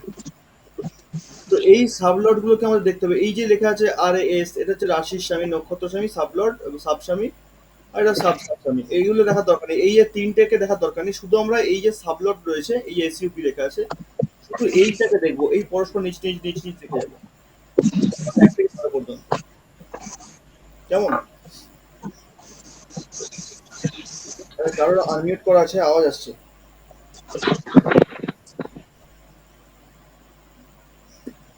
তো এইবার এই যে কাপসটা দেখতে পাচ্ছি, এটা ডিগ্রি দেওয়া আছে, এটা আবার দেখার দরকার নেই এক্ষুনি। এই যে দেখছি 1 নাম্বার ঘর, এই যে 1 লেখা আছে না, এই একটা হচ্ছে লগ্ন। তো এই যে 1 নাম্বার ঘরের সাবলটকে, 1 নাম্বার ঘরের সাবলট হচ্ছে জুপিটার, মানে বৃহস্পতি। যখন এই 1 নাম্বার ঘরের সাবলট জুপিটার বৃহস্পতি হয়ে গেল, তার মানে এই ব্যক্তির ব্যক্তিত্ব হয়ে গেল বৃহস্পতির মতো, মানে জ্ঞানী গুণী ব্যক্তিত্ব। দর্শনেও উত্তম হবে, দেখতে একটা গুরু গুরু ভাব লাগবে, এবং যখনই এই ব্যক্তি কথাবার্তা বলবে তখনই সবসময় জ্ঞানের কথাবার্তা বলবে, ধর্মের কথাবার্তা বলবে, এবং উত্তম পার্সোনালিটি। কারণ বৃহস্পতি মহাকাশের সব থেকে বড় গ্রহ, তাই যখনই বৃহস্পতি পার্সোনালিটি চলে আসে তখন ব্যক্তি অবশ্যই দৈহিকভাবে একটু বৃহৎ হবে। এখান থেকে কিন্তু আমরা অ্যাকিউরেট পাবো, লগ্ন ছক আমাদের দেখার দরকারই নেই। ডাইরেক্টলি আমরা এখানে চলে আসি, কাছে চলে আসি, এখান থেকে আমরা সাবলট গুলোকে দেখে ব্যক্তির A to Z সব বিচার করতে পারবো। তো 1 নাম্বার ঘরে যে সাবলট রয়েছে সে বৃহস্পতি, তাহলে এই ব্যক্তির চরিত্র, তার ব্যক্তিত্ব সবটাই বৃহস্পতির মতো হবে। দ্বিতীয় ঘরের সাবলট দেখতে পাচ্ছি কি আছে, মার্কারি মানে বুধ। দ্বিতীয় ঘরের যেহেতু বুধ রয়েছে, দ্বিতীয় ঘর থেকে আমরা পরিবার পরিজন বিচার করি, তারপর আমরা বিচার করি বাণী, ব্যক্তির কথাবার্তা কিরকম হবে। জানি বুধ কথার রাজা, তাহলে এই ব্যক্তির দ্বিতীয় ঘরের সাবলটই হচ্ছে বুধ। সাবলট যখন বুধ রয়েছে, তার মানে এই ব্যক্তিকে কথায় কেউ পরাজিত করতে পারবে না, কথা খুব সুন্দর বলবে, একদম সে উত্তর জনক বা নাজনক যেভাবে হোক ঠিক বেরিয়ে যাবে সেখান থেকে, কথার বাচাল যাকে বলে। এবং খুব তাড়াতাড়ি কথা বলবে, কারণ বুধ খুব তাড়াতাড়ি, বাচ্চা তো খুব স্পিডে কথা বলবে, মার্কারি বুধ। এবং পরিবারের দিক থেকে যদি বলা যায়, পরিবারের সঙ্গে সম্পর্ক কেমন থাকবে না, ভালোই থাকবে, কারণ বুধ আছে যেহেতু। দ্বিতীয় সাবলট হচ্ছে বুধ। তৃতীয় সাবলট যদি দেখি, তৃতীয় সাবলট সাটার মানে শনি। তৃতীয় আর ঘর ওই বুথ থেকে আমরা অর্থ বিচার কি করে করব? কি দ্বিতীয় বিচার? ঘর থেকে তো আমরা অর্থ বিচারও করি। অর্থ, হ্যাঁ, দ্বিতীয় ঘর থেকে আমরা অর্থ বিচারও করি। বুধ যখন আছে, বুধ তো অর্থ দেয়, অর্থ কি দেয় না বুধ? এইবার দেখতে হবে ব্যবসার মধ্যে দিয়ে। অবশ্যই বুধ তো কমিউনিকেশন, বুধ তো কথা বলতে পারে, ভালোবাসে, এবং বুধের কাজই হলো কমিউনিকেশন, কথা বলা। এবং বুধ টিচিং প্রফেশনও করায় বটে। যেহেতু হ্যাঁ টিচিং প্রফেশনের দিকে এই ব্যক্তির আগ্রহ থাকবে এবং এইটাই এর প্রফেশন হবে। কেন হবে? তার কারণ হচ্ছে যেহেতু প্রথম ঘরের সাবলর্ড বৃহস্পতি, বৃহস্পতি হচ্ছে গুরু, তার ব্যক্তিত্বই গুরু গুরু। তারপর আবার দ্বিতীয় ভাবে দেখা যাচ্ছে দ্বিতীয় সাবলর্ড হচ্ছে বুধ নিজে, কমিউনিকেশন চলে আসলো, মানে ওপরে গুরু নিচে কমিউনিকেশন, আর গুরুর কাজই হলো জ্ঞান দেওয়া। তাই এর প্রফেশনটা ইন্ডিকেশনই দিচ্ছে টিচিং প্রফেশনের দিকে। আচ্ছা এবার টিচিং প্রফেশন আদৌ হবে কিনা সেটা শিওর হব, একটু পরে শিওর হব যখন আমরা ধীরে ধীরে প্রত্যেকটা বিচার করে করে নামবো। 3 নাম্বার জায়গা থেকে আমরা দেখি যে কমিউনিকেশন দ্বিতীয় ঘর থেকে দেখলাম ঠিক আছে, কিন্তু তৃতীয় ঘর থেকে দেখবো তার বাণী কিরকম হবে। কথাবার্তা তো খুব ভালো বলবে, কিন্তু কথাবার্তার মধ্যে কটুতা থাকবে নাকি মিষ্টতা থাকবে সেটা বুঝবো কি করে? তার জন্য তৃতীয় ঘরটাকে দেখতে হয়, তৃতীয় সাবলটকে। তৃতীয় সাবলটকে না সার্টেন মানে শনি রয়েছে তৃতীয় সাবলট। তৃতীয় সাবলট যখনই শনি চলে আসলো, শনির স্বভাবই হচ্ছে একটু কাটসাট কথা বলে দেওয়া। তাই এর মধ্যে একটু প্রবৃত্তি থাকবে কাটসাট কথা বলা, এবং সাহসও থাকবে। তৃতীয় ঘর থেকে পরাক্রমকে দেখি আমরা, তাই সাহসও থাকবে। কেমন? হ্যাঁ আর একটা জিনিস, বুধ যেহেতু বালক গ্রহ না, তাই বালক এমনই, বালক তো সমস্ত রকম কথাই বলতে পারে, আদা আদা ভাষায় যেমনই কথা বলুক না কেন শুনতে খুব ভালো লাগে। তো এই বাচ্চা যখন মিথ্যে কথা বলে তখন এত সুন্দর করে গুছিয়ে মিথ্যে কথা বলে না, ধরতেই পারা যাবে না যে সত্যি বলছে না মিথ্যে বলছে। ওই মিথ্যেটা কখনো সত্যি বলে মনে হবে। তো যখনই দেখবো কারো দ্বিতীয় মানে সাবলর্ড বুধ এসে গেছে, তখনই কিন্তু সেই ব্যক্তি মিথ্যে কথা বলায় ওস্তাদ। এমন ভাবেই বানিয়ে টানিয়ে এটা সেটা করে রং চং মাখিয়ে কথা বলবে, আপনি বিশ্বাস করতে বাধ্য যে না এটাই সত্যি ঘটেছিল, সত্যি এই ঘটনা, উনি মিথ্যে বলতেই পারেন না। ঠিক এইরকম একটা ক্যারেক্টার। তো যখনই দ্বিতীয় সাবলট বুধ চলে আসবে না, বা দ্বিতীয় ঘরের সঙ্গে বুধের সম্বন্ধ চলে আসবে, তখনই সেই ব্যক্তি ঠিক রং চং মাখিয়ে কথা বলতে পারে খুব সুন্দর, এবং মিথ্যাও বলে বটে, এত সুন্দর মিথ্যে বলে যে অন্য কেউ ধরতেই পারবে না, বিশ্বাস করতে বাধ্য। আচ্ছা তৃতীয় হয়ে গেল। চতুর্থ, চতুর্থের সাবলটকে, চতুর্থের সাবলট শুক্র। চতুর্থের সাবলট শুক্র, চতুর্থ থেকে আমরা কি বিচার করি? আমরা মাতা বিচার করি, আমরা গাড়ি বাড়ি বিচার করি, বন্ধু বান্ধব বিচার করি। চতুর্থের সাবলট যখন শুক্র আসে তখন গাড়ি বাড়ি অনায়াসে হবে, বন্ধু বান্ধবের সার্কেলটাও সেই লেভেলের সার্কেল হবে, অর্থাৎ ধনী লেভেলের সার্কেল। কারণ শুক্র মানে লাক্সারি, শুক্র মানে গাড়ি বাড়ি টাকা পয়সা থেকে শুরু করে ঐশ্বর্য ধন সম্পদ, বিরাট বিরাট ব্যাপার। তো যখনই চতুর্থের সাবলট শুক্র চলে আসতো তখন শুক্র কিন্তু এই সমস্ত কিছু এই ব্যক্তিকে দেবে। পঞ্চমের সাবলট, পঞ্চমের সাবলটকে, পঞ্চমের সাবলট শুক্র। পঞ্চম থেকে আমরা কি বিচার করি? আমরা বুদ্ধি বিচার করি, জ্ঞান বিচার করি, পুত্র স্থান বিচার করি, সন্তান স্থান বিচার করি। তো সেই জায়গাটাকে শুক্র দেখছে, অর্থাৎ সেই জায়গাটাও স্ট্রং করে দিল, বুদ্ধির জায়গাটাও স্ট্রং হয়ে গেল, জ্ঞানের জায়গাটাও শুক্র স্ট্রং করলো, কারণ শুক্র সমস্ত শাস্ত্রের প্রবক্তা বলে কথা। সন্তানের জায়গা, অর্থাৎ সন্তান যে হবে সেও একটুখানি শুক্র শুক্রতার মধ্যে ব্যাপার থাকবে, মানে একটু খরচাপাতি বেশি করবে, ব্র্যান্ডের জিনিস পছন্দ করবে, লাক্সারি লাইফ একটু লিড করার চেষ্টা করবে, পছন্দ করবে, তার জীবনে যেটা দরকার সে সমস্ত কিছুই ঠিক নিয়ে নেবে, যেহেতু শুক্র রয়েছে। ষষ্ঠ, ষষ্ঠে দেখা যাচ্ছে শুক্র। যখনই কারো কোনো ব্যক্তির ষষ্ঠে মানে 6 নম্বর ঘরের সাবলট শুক্র হয়, তখনই জানতে হবে এই ব্যক্তির অহেতুক খরচা প্রচুর হয়, কোনো প্রয়োজন নেই খরচা করার, না করলেও চলে যাবে তবুও সে খরচা করবে। ষষ্ঠের সাবলট শুক্র হওয়া মানে কিন্তু আননেসেসারি খরচা করা স্বভাব, এটা একটা। কেমন? আর যখনই ষষ্ঠের সাবলট শুক্র হয় তখনই একটা জিনিস খুব কমন হয়, মানে দেখা যায় যে এই আননেসেসারি যেরকম খরচা করে তেমনি শত্রু বৃদ্ধি হতে থাকে বটে, কিন্তু শত্রু বৃদ্ধি হলেও শত্রু এর কোনো ক্ষতি করতে পারে না, ক্ষতি করতে চেয়েও করতে পারে না, কারণ শুক্র যেহেতু অসুর গুরু বলে কথা। তাই কোনো না কোনো ভাবে শুক্রের মধ্যে এমনই একটা পাওয়ার আছে যে আটকে যায়, ওরা ক্ষতি করতে এসেও না কোথাও থমকে যায়, আটকে যায়, ক্ষতি করতে পারে না শত্রুরাও। সপ্তম ঘর, সপ্তমের সাবলটকে, সপ্তমের সাবলট জুপিটার মানে বৃহস্পতিকে দেখা যাচ্ছে।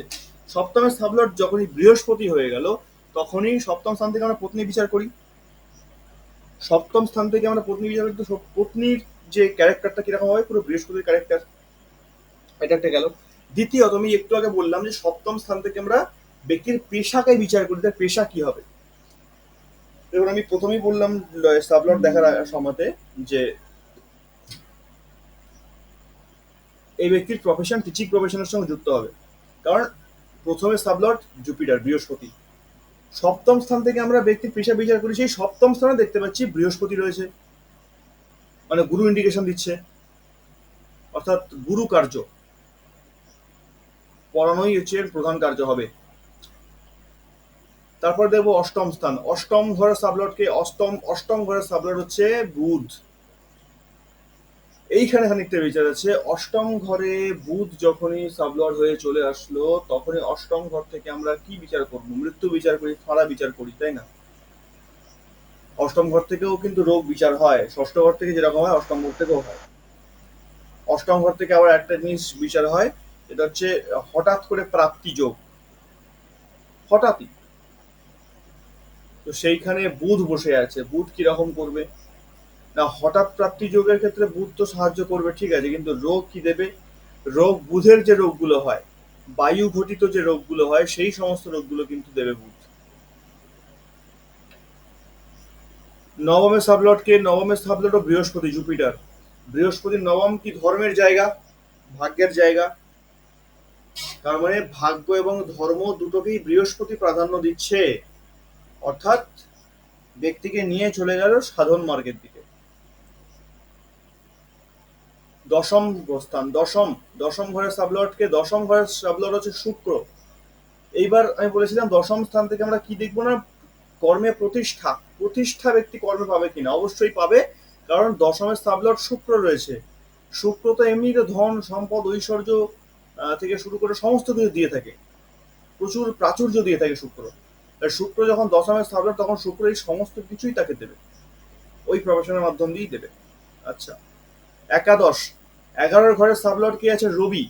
একাদশ ঘরের সাবলট রবি আছে, অর্থাৎ একাদশ ঘর থেকে আমরা বিচার করি ইচ্ছা পূর্তি, ইনকাম, স্বপ্ন সফল হবে কিনা, সেটাও কিন্তু একাদশ স্থান বলে। একাদশ স্থানের মালিক হচ্ছে, দেখা যাচ্ছে সাবলটকে রবি। রবি যখন একাদশ ঘরের সাবলট হয় না, তখন একটুখানি বাজিয়ে নেয়, চট করে পূরণ হয় না, একটু সময় নেয়। আমরা জানি যে বিলম্ব করায় শনি, কিন্তু একাদশ ঘরের সাবলট যখনই রবি হয়, তখন রবি একটু বিলম্ব করায় পারে, কারণ রবি রাজা না, যা কিছু নেয় সবটা পরখ করে নেয়। তাই একাদশ ঘরের সমস্ত ইচ্ছা পূর্তি, আমার যত ইচ্ছে আছে সেই ইচ্ছেগুলো সব পূর্তি হবে কিনা, বা ইচ্ছাগুলো যদি পূর্তি হয়ে যায় তার পরবর্তী ফলটা কি হবে, এই সমস্ত কিছু বিচার করবার পরেই কিন্তু রবি সেই ফলটা দেবে। এই জন্য খানিকটা ডিলেও করায় বটে রবি। দ্বাদশ, দ্বাদশ ঘরের সাবলট হচ্ছে কে? দ্বাদশ ঘরের সাবলট কে আছে? দ্বাদশ ঘরের সাবলট দেখা যাচ্ছে মঙ্গল, না মঙ্গল এটা মুন, সরি, মুন রয়েছে দ্বাদশ ঘরে। মুন মানে চন্দ্র। চন্দ্র যেহেতু দ্বাদশ ঘরের সাবলট রয়েছে, তাহলে খরচাটা কিরকম হবে? খরচাটাও ব্যক্তি ভালোই করবে, খরচা নিয়ে কখনো ভাববে না, খরচা করার সময় দুহাত ভরে খরচা করবে, কারণ চন্দ্র মনের কারকতা চন্দ্র করে, তাই না, মানসিক দিকটা দেখে। আর যখন চন্দ্র দ্বাদশে পড়ে গেল, তখন চন্দ্র ঢেলে খরচা করবে, বাইরেও তো নিয়ে যাবে, বাইরেও নিয়ে যাবে, দ্বাদশে অবশ্যই চন্দ্র, বাইরেও নিয়ে যাবে, ঘুরতেও নিয়ে যাবে। আর চন্দ্র যেহেতু জল, তখন জলের মতো খরচাটা করবে। হ্যাঁ, দেখুন এই জন্মছকটা বাদ দিয়ে শুধুমাত্র এই সাবলট গুলোকে দেখেই কিন্তু আমরা এত কিছু বিচার, এত কিছু মানে পুরো এ টু জেড সবটাই কিন্তু বিচার করতে পারি শুধু এইটুকুটা দেখে, মানে কোন ঘরের সাবলট কে আছে, এইটুকু দেখেই সবটা বিচার করা সম্ভব। এই সাবলট বিচার করতে কার কার অসুবিধা বা কেউ বুঝতে পারেনি, কেউ আছেন? বুঝতে পেরেছি, সাবলটটা খোলাই সমস্যা, মানে খুলতে পারছি না। কেন খুলতে পারছেন না? অ্যাপে গিয়ে কোথায় কি করতে হবে সেটা বুঝতে পারছি না। অ্যাপসে গেছেন? অ্যাপে অ্যাপে গিয়ে ইয়েতে যান, প্রথমে ইয়েটা ওই কেপি পদ্ধতি যেতে হবে, তারপরে কেপি চার্ট আছে, তারপরে রাশি চার্ট আছে, ক্লাউড আছে, তারপরে আর একটা আছে, তারপর ক্যাপটা আছে।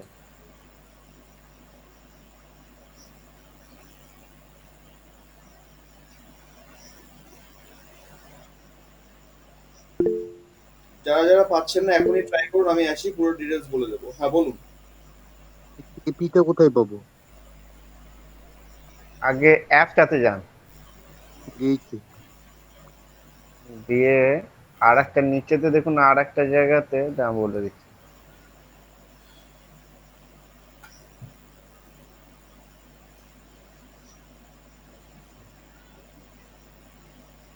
দেখুন ওইখানে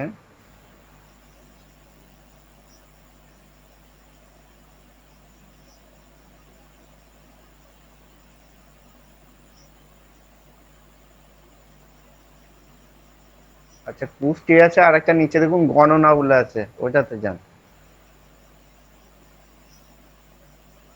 গিয়েছেন? পুষ্টি গণনা কোথায়? কোনো তো ইংরেজি করা আছে। আচ্ছা, পুষ্টি আছে, তারপরে দেখুন ওই জ্যোতিষীর ছবিগুলো দেওয়া আছে না, তার নিচেরটাতে হ্যাঁ। যান। ওখানে দেখুন কি অপশন আছে বলুন। গণনাটা ইংরেজিতে কিছু লেখা আছে দেখুন। Prediction prediction. হ্যাঁ, প্রেডিকশনে যান।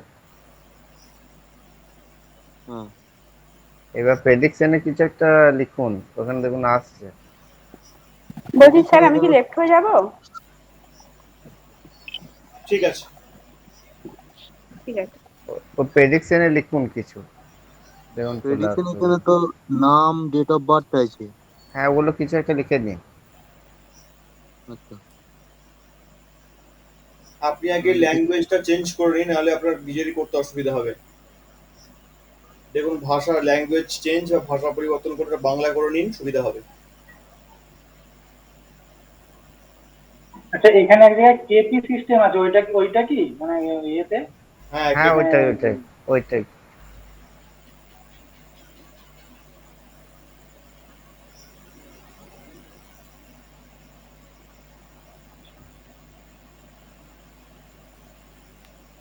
এই কেপি সিস্টেম খোলার পর এখানে নাম আর ওই ডেট অফ বার্থ এগুলো চাইছে, ওগুলো কি দিতে হবে, তাই তো? না, ওই হ্যাঁ কেপি সিস্টেম খুলতে হবে না, আপনারা ভুল করছেন তো। ডাইরেক্ট কেপি সিস্টেমে যাওয়ার দরকার নেই। সবার আগে দেখুন কুষ্টি খুলুন বলে একটা অপশন থাকে না, হোমে যান। দেখুন এই জায়গাটা সবাই আসুন, আগে আমি দেখাচ্ছি স্ক্রিনে, দেখুন আমার স্ক্রিনটা দেখুন। সবাই আগে এই জায়গাটায় আসুন তো, একদম হোম স্ক্রিনে আসুন। দেখুন এই যে জন্ম কুষ্টি লেখা আছে,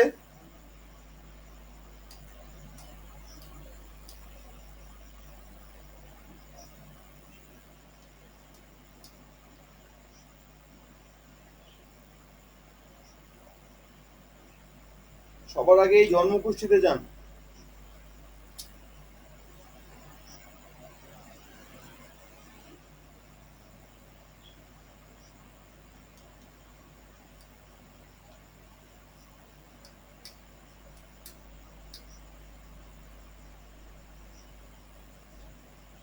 গেছেন?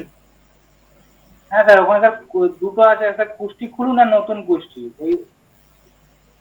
কুষ্টি খুলুন যেটা দেখতে পাচ্ছেন, ওইখানে গেলে আপনি যদি আগে কোনো কুষ্টি খুলে থাকেন তার ডিটেলস ওখানে থাকবে। আর যদি নতুন কোনো কুষ্টি খুলতে চান তাহলে ওখানে সেই ব্যক্তির নাম দেবেন, ডেট অফ বার্থ দেবেন, জন্ম সময় দেবেন, কোথায় জন্মস্থান সেটা দেবেন, পুরুষ না মহিলা লিঙ্গ নির্বাচন করবেন। তারপর নিচে দেখবেন কুষ্টি খুলুন বা কুষ্টি দেখুন, এরকম কিছু একটা অপশন থাকবে।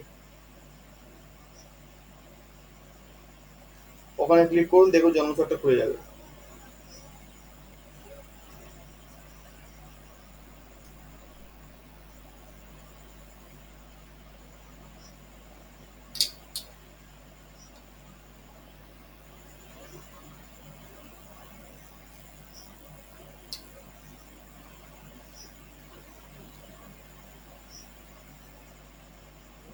ওইটা হলো, এটার পরে তো স্যার লগ্নের পরে নবমাংস ক্লাউড, ওটাতে কোনটাতে বলছেন, কোনটাতে যাব? আমি আমার ফোন থেকে স্ক্রিন শেয়ার করে দেখাচ্ছি, একবার দেখে নিন কিভাবে খুলতে হয়।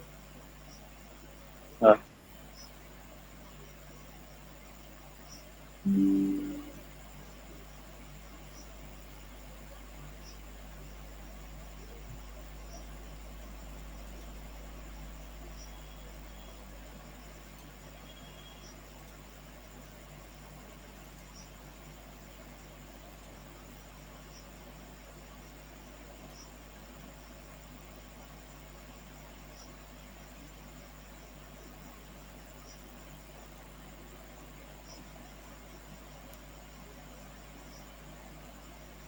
সবার আগে আপনি অ্যাপসটা খুললেন, সবাই দেখতে পাচ্ছেন? হ্যাঁ, দেখতে পাচ্ছি। হ্যাঁ, এই যে কুষ্ঠি লেখা আছে একদম বাঁদিকে ওপরের কোণে, এই কুষ্ঠিতে ক্লিক করবেন। এবার এখানে নাম দিলেন, যার কুষ্ঠি খুলবেন তার একটা নাম দিয়ে দিলেন। আমি একটা র্যান্ডামলি নাম দিয়ে দিলাম। তারপর এই বাঁদিকে লেখা আছে, এখানে আপনারা সেই ব্যক্তির ডেট অফ বার্থ দেবেন। আজকেরটা আমি রাখলাম, হচ্ছে আজকেই জন্মেছে, বা কোনো একটা র্যান্ডাম ডেট দিয়ে দিলাম, একটা ডেট অফ বার্থ কিছু একটা দিয়ে দিলাম। ব্যাস, এখানে সেট করে দিলাম, হয়ে গেল। কোন সময় জন্মেছে একটা টাইম দিয়ে দিলাম, যে কোনো টাইম একটা দিয়ে দিলাম, যখন সে জন্মেছে সেই টাইমটা দিয়ে দিলাম, দিয়ে সেট করে দিলাম, টাইমও সেট হয়ে গেল।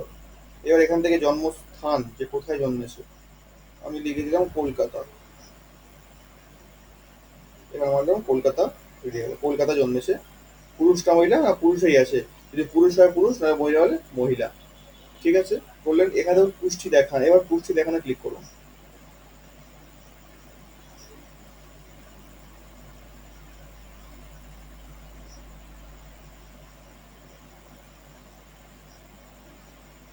একদম জন্মছক সামনে খুলে গেল আমাদের। এরকম খুলছে না, এটা কিরকম সেই মানে অ্যারো অ্যারো ছবি আসছে দিয়ে সেইভাবে খুলছে। আরো আরো ছবি আসছে মানে কিরকম ছবি আসছে বুঝতে পারছি না আমি। মোবাইলে স্যার চারিদিকে। একটুখানি আলাদা আছে এর থেকে। আমি মোবাইলে দেখাচ্ছি, এটা মোবাইল থেকে খুললাম, এখন যেটা না দেখাচ্ছি না মোবাইল স্যার, থেকে। এইটা এইটা আপনি যেভাবে করেছেন হ্যাঁ, না, আমার এটা মনে আমার এটা হয় খুলে দিয়েছে। আপনি যেভাবে করেছেন এটা মনে হয় কোনো সেটিং আছে, সেটিং এ পাল্টাতে হয়। এই নতুন খুললে এই স্যার একটা আলাদা একটা জিনিস আসছে, 10, 9, 8, 7, 6 এরম ভাবে স্যার লেখা আছে। না, ওর পরেরটাতে যান, আছে ওরকম আছে। ওর পরেরটাই দেখুন, দেখুন দেবে এরকম। আরো আছে দেখুন, পরের পরের অপশনটাতে যান।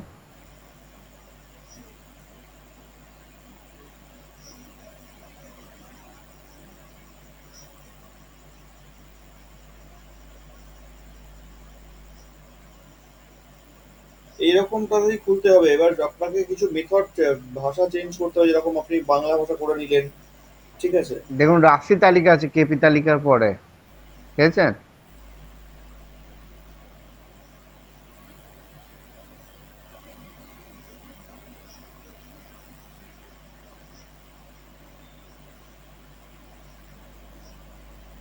তো যখন এই ছকটা খুলে গেল না, তো আমাদের যদি জন্মছক দরকার হয়, আমরা জন্মছক থেকে রাশি টাশি সব বের করে ফেললাম, সবটা এইখান থেকে মোটামুটি একটা বিচার করে বলে দিলাম। তো দেখুন এরই এখানে নিচে এই যে ডিগ্রি দেওয়া আছে, আবার এইখানে লেখা আছে যেমন এই যে গোল গোল করে দেওয়া আছে, গ্রহ, দশা, ভবিষ্যৎবাণী, কেপি সিস্টেম, ষোড়শ বর্গ, লাল কিতাবের, বর্ষফল, রাজ্য, ট্রানজিট। তো এইখান থেকে যে কেপি সিস্টেমটা লেখা আছে, আমরা এখানে কেপি ডাইরেক্ট ক্লিক করে দেবো কেপি সিস্টেমটাতে। কেপি সিস্টেমটা ক্লিক করলেই কেপি ছকটা খুলে গেল। এই যে কেপি ছকটা খুলে গেল, এইবার আমরা এখান থেকে চলে যাব কাপস বলে যে অপশনটা আছে, কাপ, এই কাস এইখানে মারলাম। ব্যাস, এখানে মাত্রই চলে এলো 1 নাম্বার কথা, ডিগ্রি চলে এলো, সাবলট কি আছে পরপর পরপর সব বেরিয়ে গেল। এতক্ষণ যে পড়াশোনাটা আমরা করছিলাম সাবলট নিয়ে, সেটা সেইটাই। কারা কারা পেয়েছেন সাবলট, খুঁজে পেয়েছেন কারা কারা? হ্যাঁ আমি পেয়েছি আগেই। আর কেউ? আমি স্যার এই অ্যাপটা ইউজ করি, স্যার করি। বাহ। হ্যাঁ স্যার, পেয়ে গেছি পেয়ে গেছি, বুঝতে পারছি। হ্যাঁ, আমিও পেয়েছি স্যার।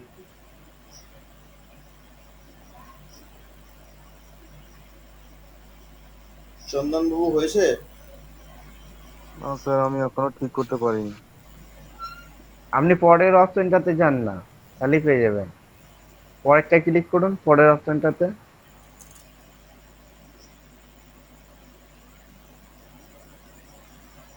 সবাই একবার করে চেষ্টা করুন, যারা যারা এখনো করেনি তারাও চেষ্টা করুন।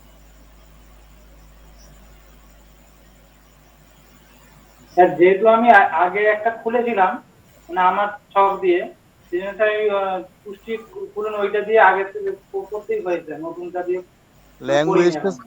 স্যার ল্যাঙ্গুয়েজটা চেঞ্জ কোথায় করব? দেখুন বাঁদিকে যে তিনটে চিহ্ন দেওয়া আছে না, তিনটে লাইন টানা আছে, ওইখান থেকে ল্যাঙ্গুয়েজ চেঞ্জ হ্যাঁ। করুন। এই যে একদম এইখান থেকে দেখুন, এখানে ভাষা পরিবর্তন করে একটা অপশন থাকার কথা। এই চেঞ্জ ল্যাঙ্গুয়েজ আছে, চেঞ্জ ল্যাঙ্গুয়েজ থেকে বাংলা করে নিন। করলাম। এবার এখানে কুষ্ঠি লেখা আছে, কুষ্ঠি মিলান লেখা আছে, আর রাশিফল লেখা আছে। কুষ্ঠিতে মারুন। হ্যাঁ করলাম। ওখানে দেখুন নাম টাম চাইবে, নাম ধাম সব চাইছে ওখানে, হ্যাঁ ওগুলো সব দিয়ে দিন, নাম দিয়ে দিন, ডেট অফ বার্থ দিয়ে দিন, জন্ম সময় দিয়ে দিন, আপনারটাই বসিয়ে দিন ওখানে। সবটা দিয়ে দিন। হ্যাঁ স্যার, বেশ বেশ, হ্যাঁ পেয়েছি। সৌমিত্র বাবু কিছু বলতে চাইছেন? হ্যাঁ স্যার, এখানে যেমন লেখা আছে রাসবাবন রাশির স্বামী, তারপরে নসবাবনে হচ্ছে নক্ষত্রের স্বামী, সাম্বা লেখা আছে সাব স্বামী, এটা মানে কি এটা বুঝতে পারলাম না স্যার। এই সাব স্বামীটা নিয়ে আমাদের কিন্তু কাজকর্ম, আমরা রাশির স্বামীকেও ধরবো না, নক্ষত্র স্বামীকেও ধরবো না, আর শাসা, শাসা মানে সাব সাব স্বামী, এদেরকেও ধরবো না। শুধু ধরবো আমরা সাব স্বামী মানে সাবলর্ড। সাবলর্ড মানে হচ্ছে ওই ব্যক্তিটা কোন গ্রহ দ্বারা রুল হচ্ছে, মানে কোন গ্রহটাকে চালনা করছে। কেমন, যেরকম 1 নম্বর ঘরে দেখতে পাচ্ছি এখানে সাবলর্ড রয়েছে শনি, তার মানে এই ব্যক্তির ব্যক্তিত্ব হয়ে গেল শনির মতন। দ্বিতীয় ঘরে রয়েছে সাবলর্ড মঙ্গল, দ্বিতীয় ঘরে সাবলর্ড মঙ্গল রয়েছে মানে এই ব্যক্তির বাণী, পরিবার পরিজন, নিজের নিজের উপার্জন অর্থ ধন, এই সব কিছু একটু মঙ্গল দেবে, মঙ্গল পার্সোনালিটি চলে আসবে এখানে। কেমন, তো এই প্রত্যেকটা ঘর এক একটা করে দেখবো, এক একটা করে সাবলর্ডকে দেখবো সে কিরকম কিরকম ভাবে রয়েছে। আচ্ছা আচ্ছা আচ্ছা।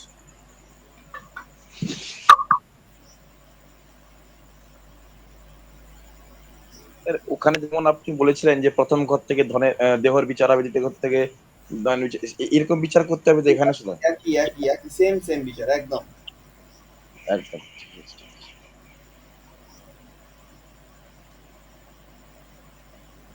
বলছি স্যার, এই যে আমাদের চার্টের যে বিচারটা, এইটা স্যার একটু খুবই অসুবিধা হচ্ছে, এটা একটু সড়গড় করে দেবেন।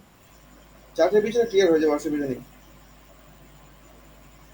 যে কেপিটা আমরা শিখছি, কেপিটা শিখতে আমাদের 2-3টে ক্লাস লাগবে, 2-3টে ক্লাস একটু ভালো করে শিখলে পরে কেপিতে আমরা মাস্টার হয়ে যাবো, কেপি একদম ওকে আমাদের কাছে। আর কেপিটা ওকে হয়ে গেলে কি হবে না, আমরা এখানে স্যার অন্য গ্রহগুলো কিছু নাই, শুধু মেন গ্রহগুলোকে করে নিলেই হয়ে যাচ্ছে। হ্যাঁ ওখানে জন্মছকে কি হচ্ছে, জন্মছকে আমাদের 9টা গ্রহকে নিয়ে খেলতে হচ্ছে, এ এখানে হ্যাঁ, গিয়ে বসেছে, সে সেখানে গিয়ে আবার বসেছে। অন্য গ্রহগুলো এক একটা ঘরেও থাকছে, দুটো তিনটে হ্যাঁ, গ্রহ। তো এখানে সেই এইখানে একটা গ্রহকে দেখলেই হয়ে যাচ্ছে। এই জন্যই কেপিটা তো সুবিধা। হুম। এখানে ঝামেলা কিছু নেই, এখানে একদম চোখের সামনে সব দেখা যাচ্ছে যে আসলে কি হবে, কি হচ্ছে। কেমন, এই কেপি শিখে গেলে আমরা একটা বাচ্চা পরীক্ষা দেবে, পরীক্ষা দিয়ে কত পার্সেন্ট মার্কস নিয়ে আসবে সেটাও বলে দেওয়া সম্ভব একমাত্র কেপি থেকে।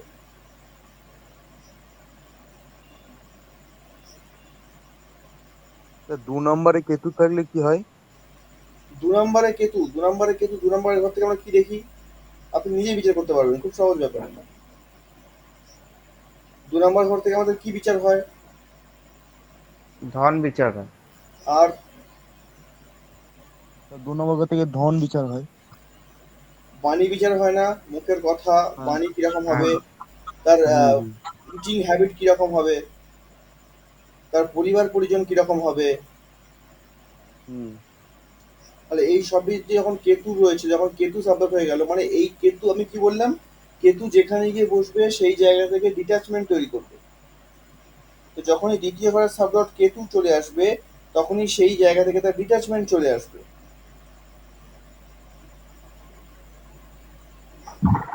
স্যার, ওই সহায়তা সহায়তা ওইটা দেখবে তো, ওই ঘরটা দেখবে তো, শাসা।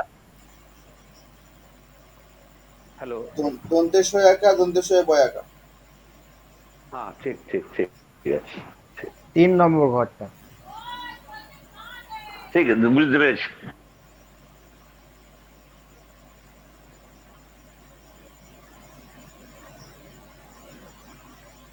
স্যার, দ্বিতীয় ঘরে চন্দ্র থাকলে কি হবে স্যার? যখনই দ্বিতীয়তে চন্দ্র চলে আসবে তখনই সেই ব্যক্তির বাণী কিরকম হবে, বাণী খুব কোমল বাণী হবে, কোমল স্বভাবের হবে। তারপর একটুখানি শিল্পর দিকে রুচি থাকবে, গান, নাচ গান, আবৃত্তি টাবৃত্তি বা যে কোনো শিল্প যেগুলো হয়ে থাকে সেই সমস্ত শিল্পের দিকে রুচি থাকবে, রুচিবোধটা খুব ভালো হবে তার।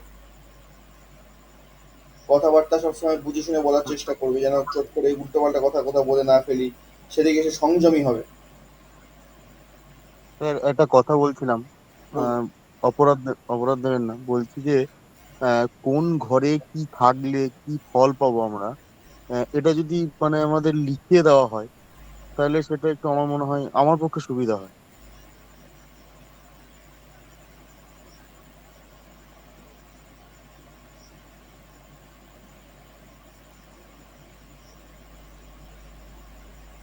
ঠিক আছে।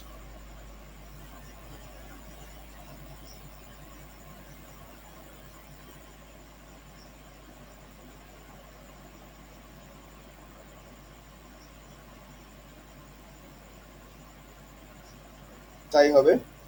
তবে কোন ঘরে কে থাকলে কি হয় এটা তো আমরা জানবোই, তার আগে আমাদের গ্রহদের চরিত্রকে জানতে হবে যে গ্রহগুলো আসলে কেমন। আমি গ্রহদের চরিত্র সম্পর্কে একটা ক্লাস করেছিলাম, তো গ্রহদের চরিত্র সম্পর্কে না জানলে কিন্তু গ্রহরা কোন ঘরে কি ফল দিচ্ছে সেটা বলতে পারবো না। কারণ শাস্ত্রে লেখা আছে অনেক কিছুই যে গ্রহরা এই ঘরটাতে এই ফল দেয়, সব ক্ষেত্রে কিন্তু সেটা মেলে না। জ্যোতিষ এমনই একটা জায়গা, জন্মছকে প্রচুর হাজারো খারাপ যোগে ভরা রয়েছে, প্রচুর খারাপ যোগ রয়েছে, কিন্তু সেই ব্যক্তির জীবনে দেখা যায় অতটাও খারাপ ঘটে না। আবার এরকমও ছক দেখা গেছে জন্মছকে প্রচন্ড ভালো ভালো যোগ রয়েছে, শুভ শুভ যোগ রয়েছে, তবুও সেই ব্যক্তি সেই শুভ যোগের ফল খুব ভালোভাবে পাচ্ছে না, তার জীবনে প্রচন্ড কষ্ট অশান্তি লেগে আছে।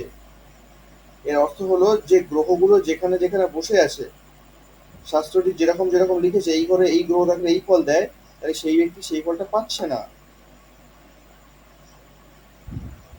এর জন্য গ্রহদের ক্যারেক্টার গুলোকে জানতে হবে যে গ্রহগুলোর চরিত্রটা আসলে কেমন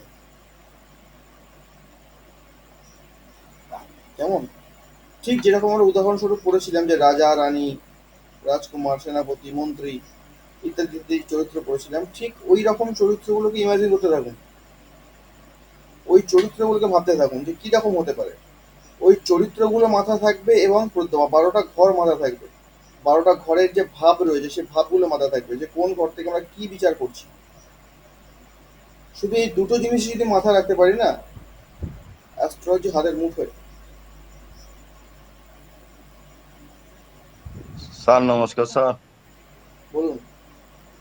স্যার এখানে যে রাজসা মানে বঙ্গশূন্য আকার দৈন্ত শৈব আকার এগুলো স্যার আমি বুঝতেছি না, এগুলো কি স্যার?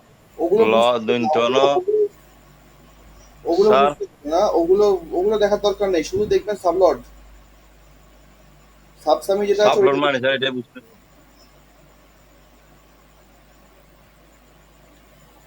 3 নাম্বার, সাবলট মানে স্যার এটা বুঝতেছেন? 3 নাম্বারটাকে দেখবেন, যেটা সাবসামি রয়েছে ওইটাকে দেখবেন। আচ্ছা দৈন্ত স আকার দৈন্ত শৈব। হ্যাঁ। আচ্ছা স্যার।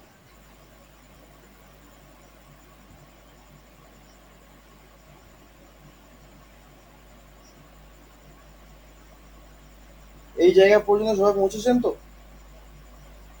হ্যাঁ স্যার, পৌঁছেছি। স্যার জন্ম ছকের সাথে এই কাশপোস তো এটা তো অনেকটা মিলে না, এটা তো মানে এটার ঘর অনুযায়ী কোন গ্রহে কোন ঘরে কোন গ্রহ আছে নাম্বার অনুযায়ী মানে লগ্ন অনুযায়ী কোন ঘরে কি আছে, এটা তো এক হয় না এটার সাথে। আমি এটা জানতে চাইছি স্যার। মিলবে না তো, জন্ম ছকের সঙ্গে এখানকার ছক বা এখানকার এইগুলো মিলবে না, কিন্তু বিচারের একটা বিচারের মিল কিন্তু থাকবে। একটা কারণ করে ঘর পিছু। স্যার আমার একটা কথা। বলুন। স্যার বলছিলাম যে আপনি যে পেজটা এখন এই পেজটাকে একটু স্ক্রিনশট উঠিয়ে গ্রুপে দেওয়া যাবে স্যার? আপনার আসেনি, খোলেননি এটা? না আমার তো এরকম খুলছে না। কি খুলছে আপনার? আমি একটু খুঁজে দেখতাম, একটু যদি স্ক্রিনশট উঠিয়ে দেওয়া যেত তাহলে খুঁজে দেখতাম। ঠিক আছে, স্ক্রিনশট চলে যাবে। স্যার আমার এখান থেকে তো স্যার একটা ঝাপসা আসছে, আপনি একটু স্ক্রিনশট উঠিয়ে দিলে ভালো হবে। ঠিক আছে, দিয়ে দেবো। ঠিক আছে স্যার। হ্যাঁ, কেউ কিছু বলছিলেন? স্যার স্যার এই চকটা কিভাবে খুলতে হয় আপনি যদি একটু লিখিত দিয়ে দেন স্যার একটু ভালো হয়। ছকটা মানে এই চকটা কিভাবে খোলা যায় তার নিয়মটা আপনি যদি একটু লিখিত দিয়ে দেন একটু ভালো হবে স্যার। এই লিখিত এটা কিভাবে দেবো? আপনি খুলতে পারছেন না এটা? না স্যার, আমি মোবাইলে খুলতে পারতেছি না।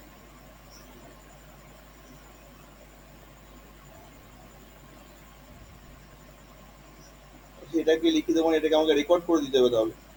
লিখিত তো সম্ভব না, রেকর্ড করতে হবে। ঠিক আছে, দেখছি কি করা যায়। আচ্ছা স্যার। আর কেউ কিছু বলছিলেন সম্ভবত?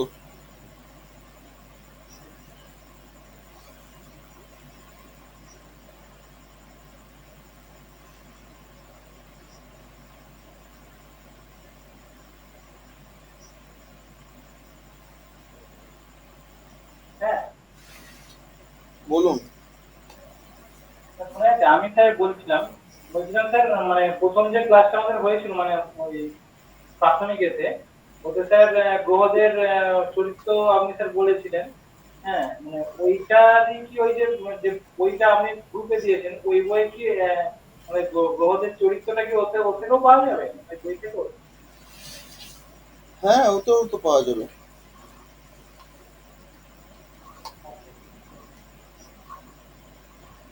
ওতেও আছে। তাছাড়া আমি ঠিক আছে, আমি আরেকটা কয়েকটা ছবি পাঠাচ্ছি গ্রুপে, কালকের মধ্যে দিচ্ছি। ওর মধ্যে গ্রহদের চরিত্র সম্পর্কেও লেখা থাকবে, ঠিক আছে?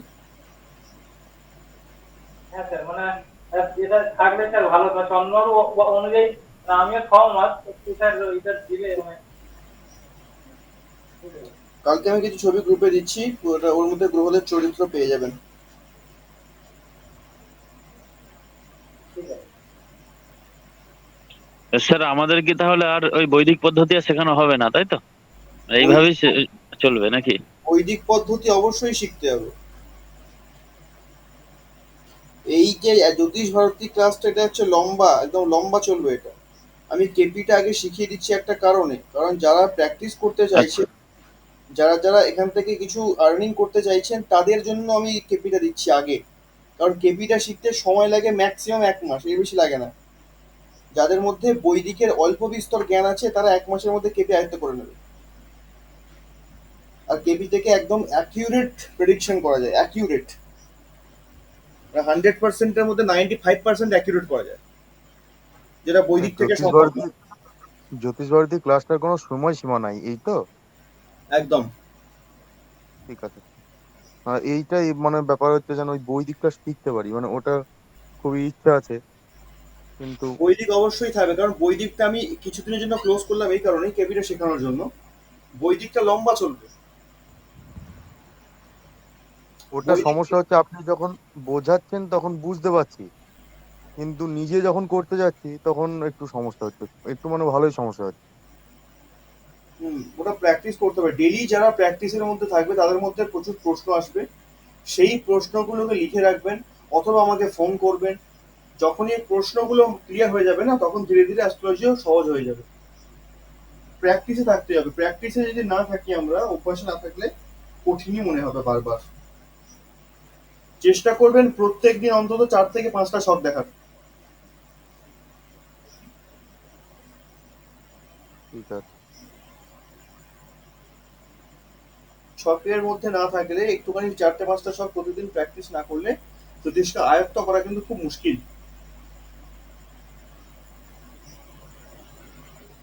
কেমন? আমি আর 3-4টা ক্লাস নেব কেপির, 3-4টা ক্লাসের মধ্যে কেপি আপনাদের পুরো খুব সহজ হয়ে যাবে। তখন আর বলতে হবে না কিছু। তখন বাচ্চার এডুকেশন থেকে শুরু করে ম্যারেজ, বিয়ে কবে হবে, সন্তান যোগ কবে আছে, প্রপার্টির যোগ কবে আছে, গাড়ি বাড়ি কিনতে পারবো কি পারবো না, মানে যত রকম প্রশ্ন হয় আর সমস্ত রকম প্রশ্নের উত্তর কিন্তু কেপি থেকে দেওয়া সম্ভব। অ্যাকচুয়ালি ওটা কেপি, এটা নারী অ্যাস্ট্রোলজি। তো কেপিটা, এই যে কাপস দেখছি আমরা, এই কাপসেই এখানে কেপি সীমাবদ্ধ। এখানে এবারে এবারে আমরা কেপি থেকে কেপি প্লাস নারীর কম্বিনেশন শিখবো। আর বৈদিক তো থাকে, বৈদিক এখন লম্বা চলে। বৈদিকটা বিশাল বিশাল বিরাট শাস্ত্র। 5 বছর 10 বছর পরেও বৈদিককে শেষ করা যাবে না। বৈদিকের মধ্যে এত কিছু জিনিস আছে। আর শুধু বৈদিক না, বৈদিকের সঙ্গে সঙ্গে আমাদের চ্যাপ্টারে, আমাদের সিলেবাসে অ্যাস্ট্রোনমিও আছে। আমরা পড়ছি এখন অ্যাস্ট্রোলজি। যখন বৈদিকের পুরোপুরি ঢুকে যাবো ভিতরে, তখন বৈদিকের সঙ্গে আমরা অ্যাস্ট্রোনমিও পড়বো।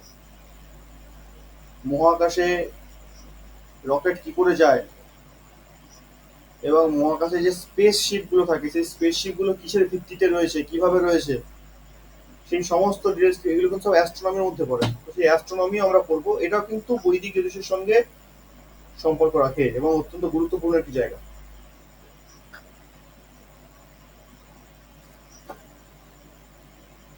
যেহেতু এই বড় চ্যাপ্টারটা কভার করতে আমাদের সময় লাগবে, সেই জন্য যাতে জ্যোতিষটা আমাদের প্র্যাকটিসে থাকে, আমরা যাতে সেখান থেকে আর্নিং কিছু করতে পারি, এইটা ভেবেই আমি কেপিটাকে আগে নিয়ে এলাম। কেমন বোঝা গেছে সকলে? হ্যাঁ স্যার, বোঝা গেছে। সময় তো অনেকটা হয়ে গেছে, আজকে 10টা 52, 11টা প্রায় বাজতে যাচ্ছে। কারো তো মনে হয় খাওয়া হয়নি এখনো পর্যন্ত। আজকে ক্লাসটা খুব ভালো লেগেছে স্যার, কি করে পেরিয়ে গেল সময়টা বুঝতেই পারিনি। সত্যি কথা বলতে খিদেও পাচ্ছে না, মানে এই আপনার এই ক্লাসে এতটা হচ্ছে কিভাবে সময় কেটে গেল কিছুই জানি। বাহ, ধন্যবাদ। তো আমাদের এরকম প্র্যাকটিসে থাকতে হবে, ডেইলি প্র্যাকটিস করতে হবে। প্র্যাকটিস না করলে কিন্তু আমরা আবার ভুলে যাব, আবার সমস্যা হবে। আমার একটাই অনুরোধ সবার কাছে যে আমরা একটু অভ্যাস করব, প্রতিদিন 3 থেকে 4টে শখ। বাড়ির মধ্যে তো প্রচুর লোক আছে আমাদের সদস্য, তাদের আশেপাশে স্যার অনেকে মোটামুটি পাওয়া যায় সব রকম বললে। অনেক পাওয়া যায়, তো একটু প্র্যাকটিস অনেকে করতে অনেক রকম প্রশ্ন থাকে। একজনের যেমন কবে ট্রান্সফার হবে চাকরি থেকে, সেটা জানতে চাইছে আর কি। একদম। অনেক রকম প্রশ্ন। এইগুলো কেপির কাছে কোনো ব্যাপার নয়, এগুলো কেপি থেকে খুব ইজিলি দেওয়া যায়, 2-3 মিনিট সময় হ্যাঁ, লাগে দিতে।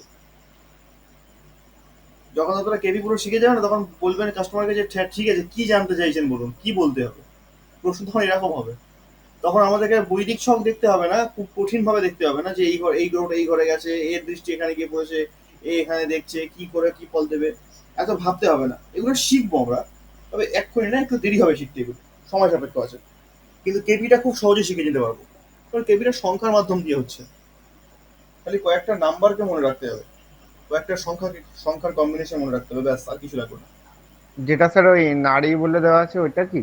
হ্যাঁ, নক্ষত্র নারী বলে একটা অপশন আছে, দেখুন। নক্ষত্র নারী বলে একটা অপশন আছে। ওর মধ্যেই সমস্ত ডিটেলস লুকিয়ে আছে, ওগুলো যখন আমি শেখাবো তখন দেখবেন এই জ্যোতিষ একদম ইজি হয়ে গেছে, কিচ্ছু নেই জ্যোতিষ, হুম। যে কেউ পড়তে পারবে।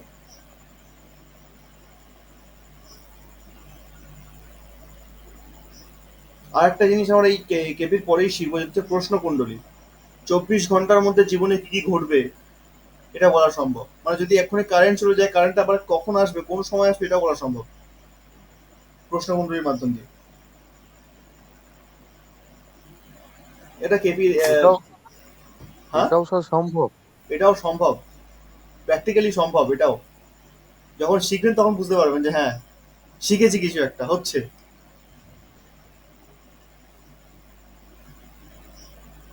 অসুবিধা নেই, ধীরে ধীরে আমরা সবই শিখবো। আমাদের এর মধ্যে যা আছে, জ্যোতিষের মধ্যে যা যা কিছু আছে, আমি সবটাই এই সিলেবাসে রেখেছি। স্যার সিলেবাসটা একটু দিয়ে দেন না, সিলেবাসটা মানে আমাদের লেখানো নেই। সিলেবাসটা দেখানো নেই না? সিলেবাসটা বিরাট সিলেবাস আছে, সিলেবাসটা হ্যাঁ আমারই ভুল, সিলেবাসটা দেওয়া হয়নি। ঠিক আছে, আমি সিলেবাসটা রেডি করে পরের সপ্তাহে ক্লাসে আমি দিয়ে দেবো। আচ্ছা স্যার। সিলেবাসটা বিরাট সিলেবাস আছে। স্যার আরেকটা প্রশ্ন আছে। স্যার বাড়ি করলে কোনখানে রান্নাঘর, কোনখানে ঠাকুর ঘর, ওই বিষয়ে কোনো মানে কোর্স আছে কি, মানে কোনো সিলেবাস আছে কি? ওটা ওটা বাস্তুর উপরে চলে যাচ্ছে, ওটা সম্পূর্ণ, ওটা ওই জন্য আলাদা করে বাস্তু পড়তে হবে, বাস্তু কোর্স করতে হবে ওর জন্য। ওটা ক্লাস হয়, আমি করেছি একটা। ওটা সম্পূর্ণ আলাদা বিষয়, ওটা বাস্তুর ডিপার্টমেন্টে চলে গেল। কেমন? তো ঠিক আছে, আজকে এই পর্যন্তই রাখি, সময় বয়ে যাচ্ছে, রাত বাড়ছে, 11টা ছুঁই ছুঁই, আর দেরি করাটা উচিত হবে না। সবারই প্রায় এখন শুভরাত্রি স্যার।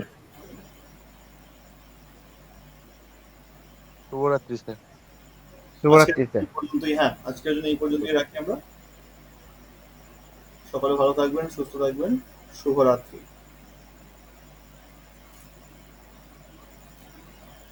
শুভরাত্রি স্যার।